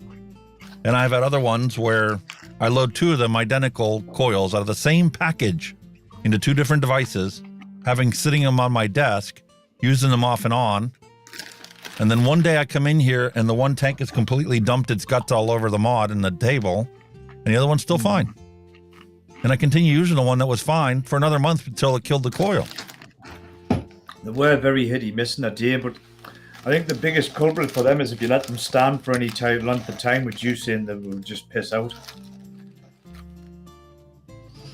So now the key is, once you do get it in here, thread them down nice and tight. Not so tight that you can't take it off your stand. Yeah, not too tight, yeah.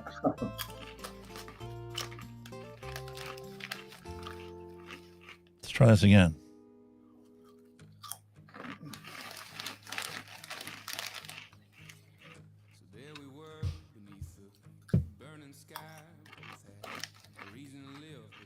Give it a little turn to loosen it. Make sure the top glass is on the whole way. Push it down, and it threads beautifully. That was the procedure for SMOK coils. You did have to, you know, make sure this wasn't cranked on the whole way so that you had a little bit of threads on both the top and the bottom available. And then once you did get it, then you did crank down on it to make sure you got a good seal. It just made it easier to catch that top thread, because like I said, it was terrible, the top threads, like it was down. And it did thread into that 510 gorgeous. Oh, it's a little too showy for you. It's a nice looking kit, man. Sorry. I didn't mind them. I thought, alright. And this is another problem I had. I love this bottle. I wish I could get more of these freaking bottles. With the old man cap. Easy to unscrew. And look at the drip tip that's on here. It's not your little tiny tube. It's an actual tapered bit. Tapers down. And look how easily it fills this tank up. The thing with SMOK, you know, when they were churning all that stuff out, the mods were pretty okay. They weren't too bad. It was that tank, wait, not so much the tanks, that coils that was suffering. They just never lasted.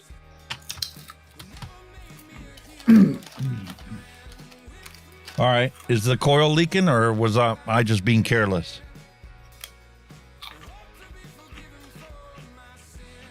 Yeah, I don't know. I've never seen that. Spam. The latest spam that's going around is, if you own a business, you know you're eligible for $26,000 in refund for every employee that you kept through the whole COVID pandemic. Bullshit. Yeah. Kiss my butt. I'm the only employee. Are you going to give me $26,000 for me staying employed during the COVID pandemic? Oh, Space Turtles in the house. Woohoo. So there it is, all loaded up.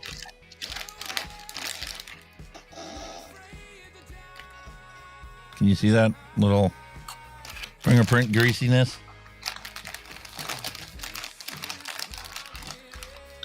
Clean with a soft towel. Good as new. Good enough.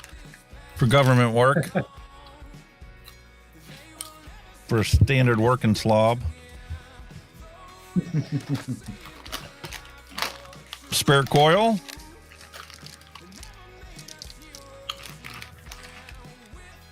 Look at that.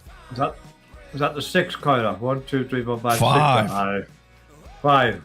5. No, you're 2, 4. Yeah, 5. 5 coiler. They look great. These never lasted as long as the other ones. No. One of the coils would get gumped up before the other ones. Yeah. I'm going to have to take a look because I did buy a bunch of clearance SMOK stuff, and I tried to get rebuildables for each size I could find. Do I have a Prince rebuildable RBA deck? I don't know. I have to go through my box of stuff and see if there is one there. Could be.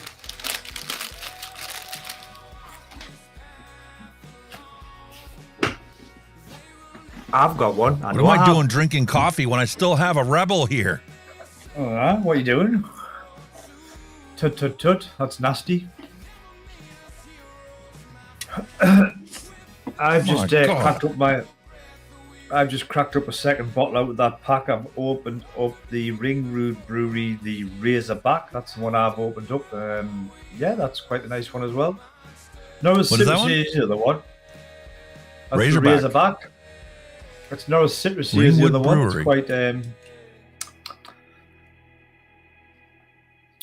It's quite very nice, this one.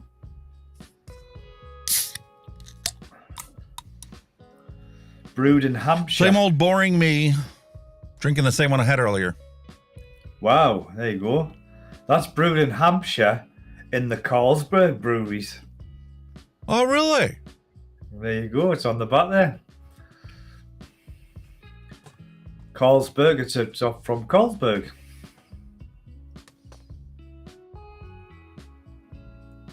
Ringwood Brewery, Hampshire, blah, blah, blah, UK, Carlsberg Breweries. Oh, it's done in Carlsberg. There you go.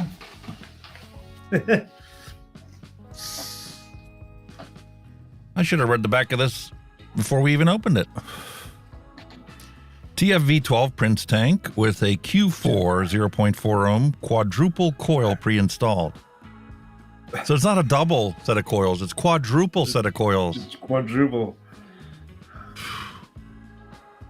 And then it comes with a T10 0.12 ohm decouple coils. I'm sure them were around when the wattage race was on. You know, when people could get, when they were going for the power, see who could get the most power. The wattage, I'm sure that was out around about then. The wattage game, you know, they get the power out of these fucking, you know, sub-ohm coils type of thing. I think that's when that was out, and SMOK were having a good go at it. Like, some of the coils that come out were ridiculous. Especially like that freaking, what was it? That TFV 18. Jesus Christ, the coils now are the size of an RTA. They were massive.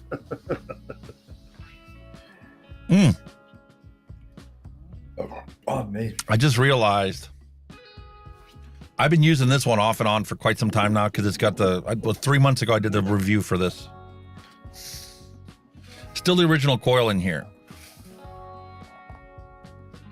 Wow. But a fresh coil, holy shit, is there a difference between these two? Well, it's got to be, isn't it? Fresh coil is just, whoa. It'll just be like a fresh wick, you know what I mean?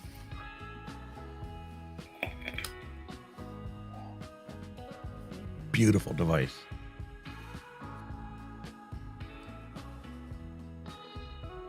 This is one I think I might actually be willing to go out and buy some pods for and use as a spare for myself.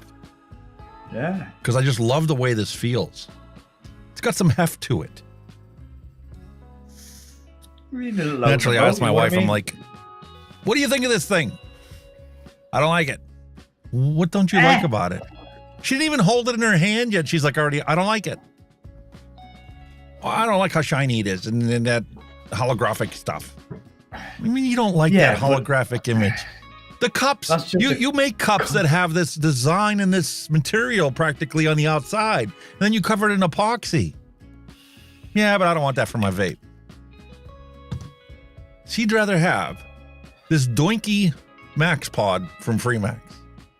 We've got like 6 of these now for her. We just get her a different colour. We'll just get one in a plain Jane colour and then they are. Now, what do you think of it?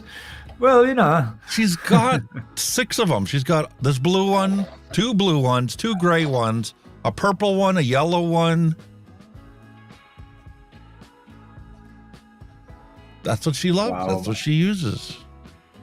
You saw the last order I placed, how many coils I had to buy for her. She's good through the end of summer. God.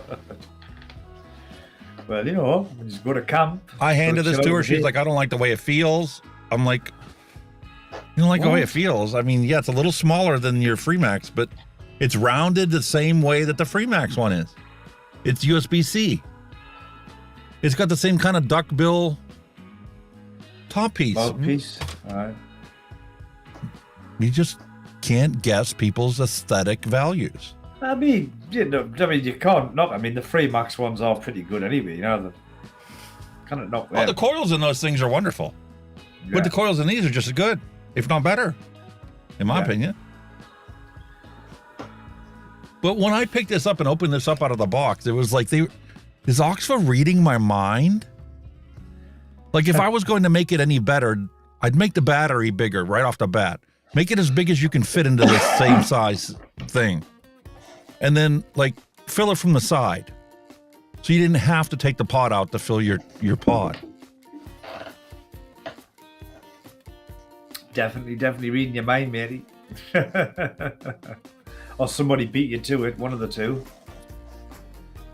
The only thing I'm not a fan of is the side button. I like the button that was on the front. Yeah. But for the people that want the side fire button, you have to give them an alternate. Buy their old one, the regular one, if you want, front fire button. Although you don't even need it. I literally took this out, put the pod in there, filled it, and you didn't have to set it. You didn't have to adjust it. Puff activated, what more do you want? Yeah. Oh yeah, Sean Lynch there. Have you seen that? Where it was going to happen in the UK? It's on the 23rd. Every mobile phone, there's going to be an emergency beep test. And the name of it is, it's to alert you if there's any kind of natural disaster, World War III, whatever. That's what they're going to do. Fuck. Do you really want to know? I mean, I'm surprised it hasn't happened earlier than today. We get notifications of child abductions. They'll put out, I forget what kind of alert they call it. Your phone goes off if somebody abducted a child or something somewhere near you. And they'll be on the lookout for so-and-so took a 6-year-old child or whatever, and they're driving this car with this license plate. If you see it, call 911. Oh, we don't get no like that. Normally social medias, that could be Facebook or something. Bloke try to pick somebody up in such and such a road or whatever. Nothing official.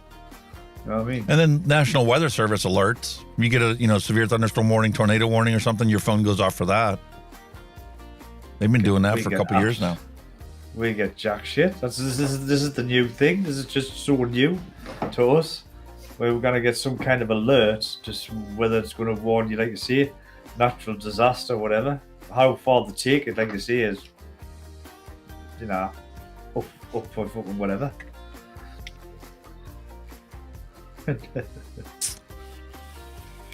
This is odd. If there's a nuclear bomb hurtling towards me, I don't want to know. I don't want to panic. I just want it to be over, quick, done. That's it. Don't even want to know what's going to happen. You imagine, the panic that can cause. Oh, by the way, there's a huge fucking flood coming your way. You know what I mean? It's fucking a super fucking tsunami. It's about 60 foot high. You're going to die. Oh, thank you for that. Brilliant. You know what I mean?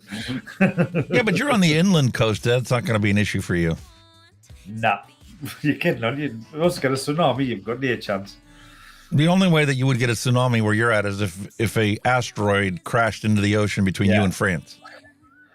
I think the only threat we are under regarding sea levels is global warming. I mean, if the ice caps keep melting, there will be parts of UK that will be underwater. It's as simple as that.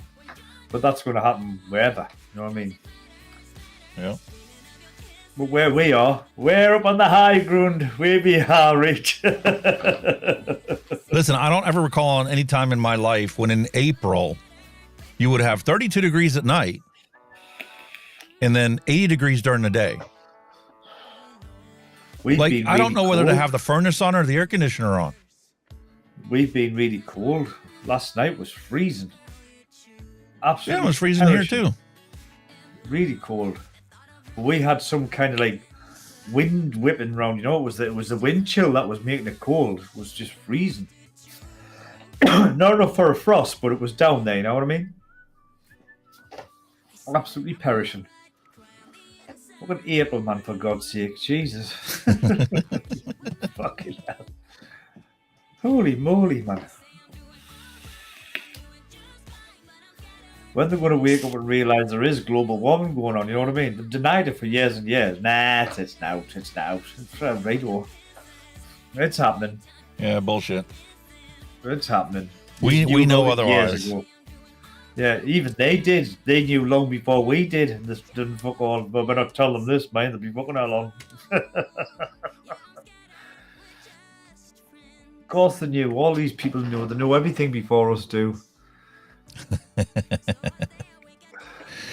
All right. I think this has been sitting here long enough. What do you say? Yeah. Just a country road there. At least you'll have time to make a drink and grab a vape and a chair on a show for the show. That's a good point. I like your thinking. Good point. Yeah. 24 watts is definitely not going to be enough. No. What was it? 60 to 80s? What was it? 60 to 100? What was it? Best at what? 60 to 60 to. I would hide in bottom end. 60 watts. Better 40 to 100 watts. Best 60 to 80. Yeah, maybe it's better than about 45, 50. See what guns like. Yeah, break it in. Then we can chuff some real pods. It'll take a full tank full of juice before you get the full flavour of it anyway. That's how they work.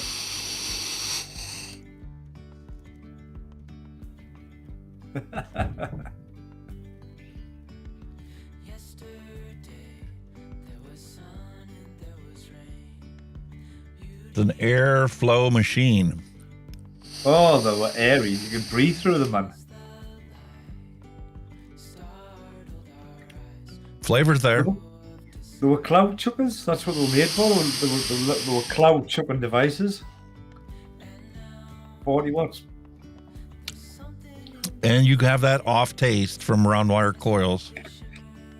You can't machine those coils to fit inside that static without getting some kind of residual on the metal.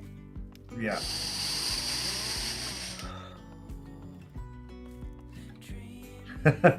Good old round wire, eh? Way. The buttons feel backwards. This on is here is lower, so it's lowering it. And this one's higher, so it's highering it. It's raising it, but it's opposite of what you would kind of expect. Yeah. But that's something that's easy to get used to. 0.1 increments. If you hold it down, it's like 0.2. Yeah.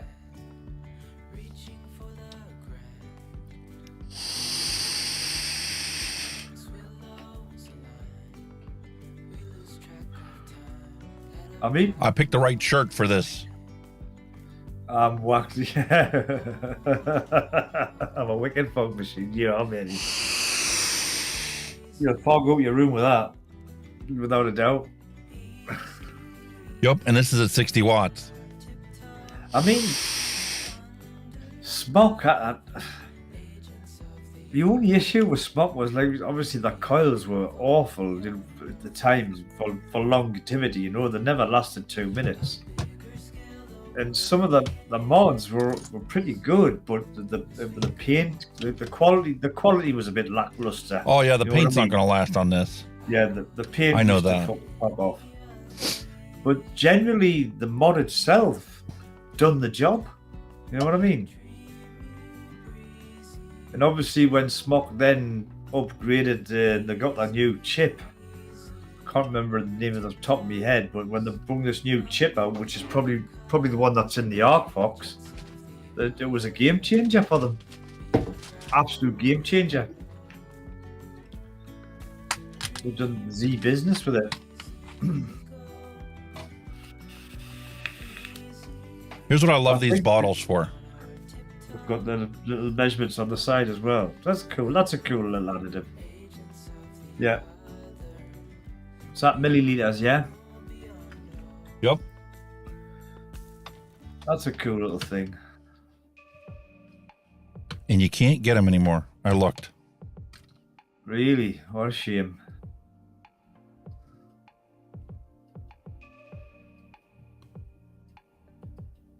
Are they glass or plastic?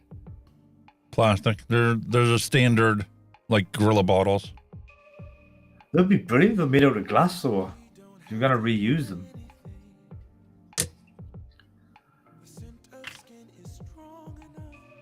There's a thought. Go on.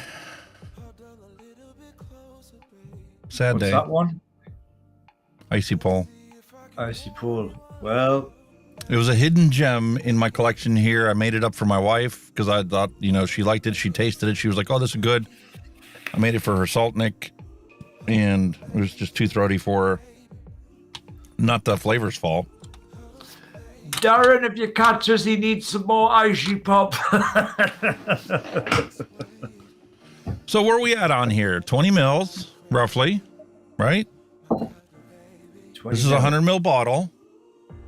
So we're going to give it 3 milligrams of Nick because I'm going to put it in this cloud chucker here. So I'm legit just going to take a 3 ml syringe. No recipes, no nothing looking up. This is just to show you guys how easy it is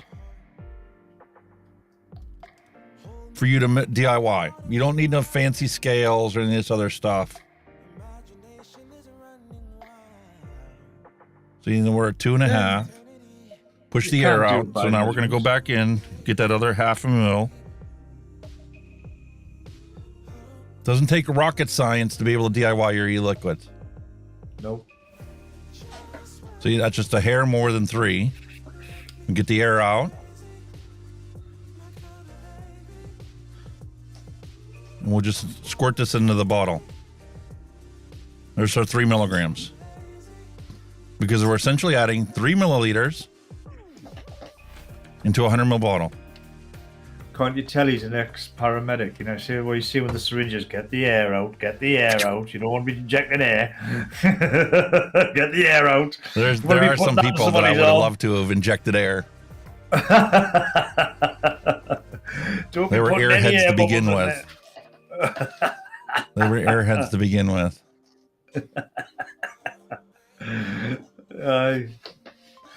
So now I'm going to go with a 60-40 ratio just because I really like the fact, you know, how thin this stuff has been and how easy it was to fill the bottle.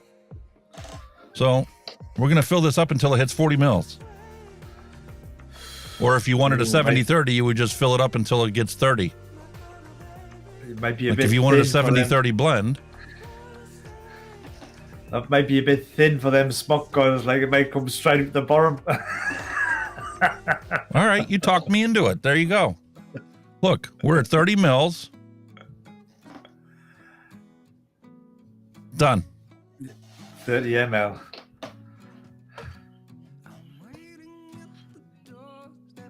Give it a good stir.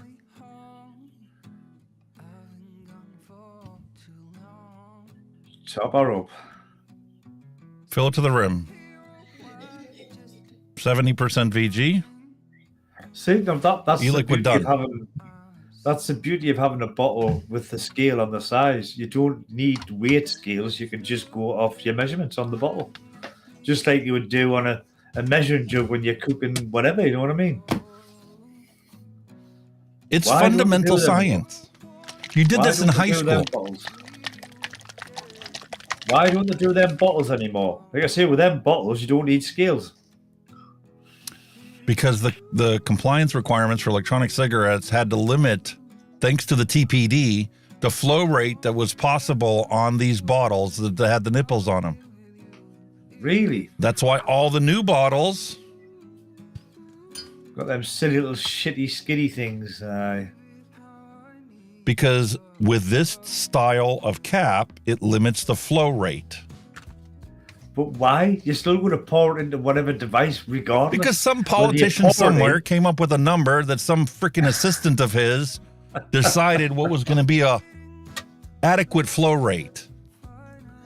It's stupidity. I mean, take with us, right? We've been harping up with the 2 ml tanks, right? Which we're hoping they're going to change when the politicians do get to sit down and discuss the new fucking crap, right? But you know, a 2 ml tank, right, vaping, what are you going to do? You're going to fill it up again. It doesn't matter. You know what I mean? If you're a vapor that, I don't know, see your vape 60 fucking ml of juice a day. It doesn't matter what size the tank is, you're going to vape that 60 ml of juice regardless. So it's irrelevant.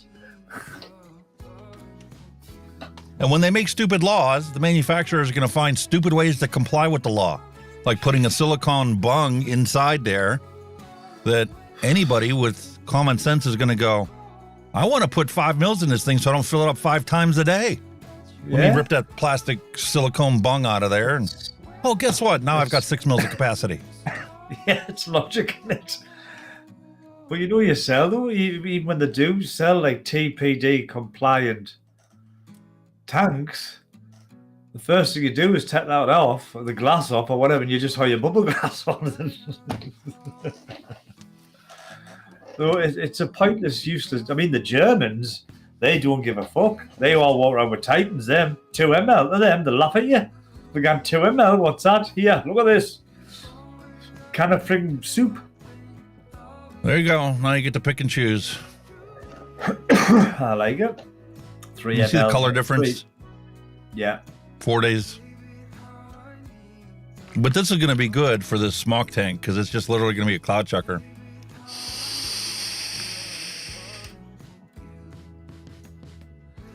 Delicious. Very happy with that. You know, the SMOK tanks, when they were grafted, they were nice. They had flavour, plenty clouds, but the coils were just so hitty-missy with them. Absolutely hitty-missy. And SMOK didn't give a shit. That's why they gave you 5 in a pack instead of 3 like they do nowadays. That's what I'm saying. Nowadays, you get fantastic coils. But you know what? You're paying the same amount as you did back in the day. And hit or miss, you would get a bad coil out of a pack once in a while. But you got 5 coils every time you bought a pack. Pretty much. Nowadays, you get 3 coils in a pack, and they're always going to be good. What's the better value? I'd rather deal with the shitty coil once in a blue moon. Mm-hmm. But even the packs of 3, you're not guaranteed to get all 3. That's good anyway. So there's still a possibility that one's going to be shit anyway. You know what I mean? Can I get it right? Or all 3 of them are bad. Exactly. The machine went out of calibration. Yeah. They didn't catch on to it right away.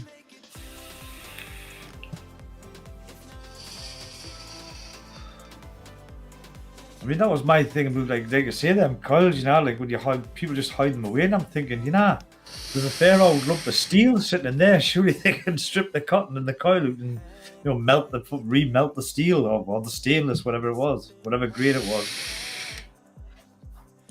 Didn't necessarily have to remake it as stainless. They could have made it as an alloy in another metal. Par for the course. You close this airflow down halfway. Yeah. It stops whistling. It's still loud. They were very airy. The air holes were fucking huge in them. I've seen SMOK tanks had 3 air holes on them, man. They were huge. Well, if you want a cloud chucker, you need to have large airflow. Oh, aye. Especially if you're running this at 100 watts. Oh, 100 watts, you need plenty of air in. You're just blowing it out. Yeah, that's why they had to have that much airflow. If you ran at wattage low and it was warm enough for you and you didn't need a lot and you didn't want the head rush from, you know, the higher nick, yeah, just run it wide open, low power, and 60 watts is just on the lower aspect of the medium. Yeah. Good old SMOK, man.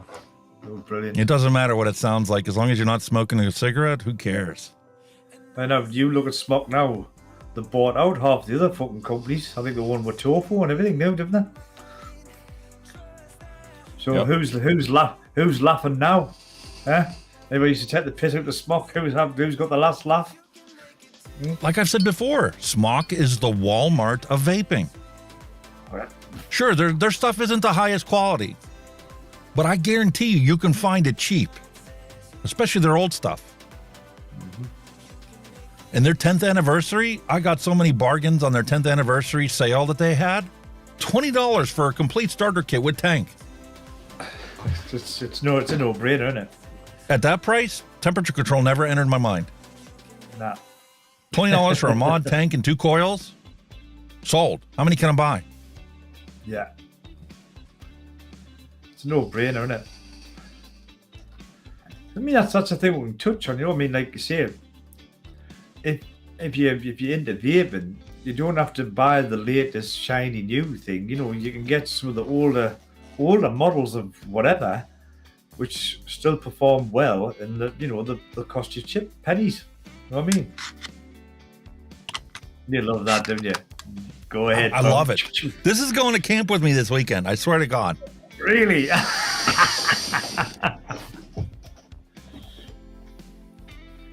Starting to turn it on after I swap the mag up.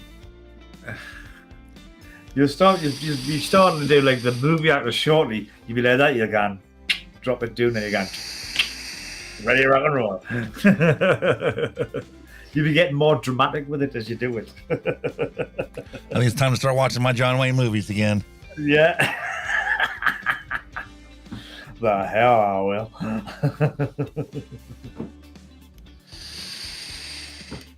Rio Bravo, Rio Lobo, the whole trilogy. Oh, good old John Wayne, the Juga. You know what? What a fantastic day. When I watched his films, right, I always thought he was a fucking huge man, really big. But then I went to Madame Tussauds in London and done the waxwork with him. He wasn't that big. He wasn't that big a man. He was 6 foot tall.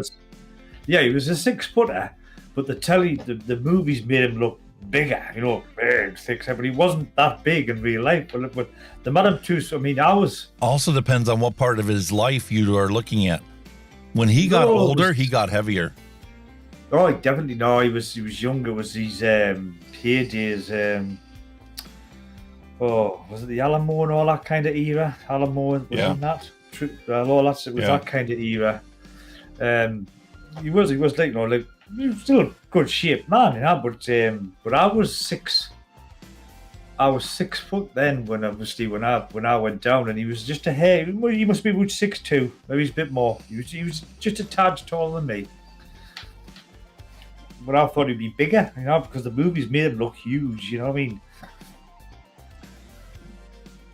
But you're Duke, man, big fan of John Wayne, man. I used to love John Wayne. Yep, my favorite movie of all time from his was Hellfighters. Hellfighters. Fighting the oil wells. Oil well fires. Right. See, I still liked him in the good old westerns. I liked him in True Grit. Oh, don't get me wrong. I've watched Rio Bravo dozens of times. Oh, I like True Grit. That was brilliant. That True Grit. Love that film. Yes. The original True Grit, not the modern redone version of it. Was he in Seven Brides for Seven Brothers? Was he in that one? I don't remember that one. Wasn't he? Yeah, Seven Brides for but he Seven didn't have a Brothers. major role in that one. No, that's what I'm saying, but he was in that. I can remember being in that one. That was a cool film. Aye, John Wayne, man. Fucking brilliant. It was just his work, wasn't it, there? He had that prowess, didn't he? Just that work.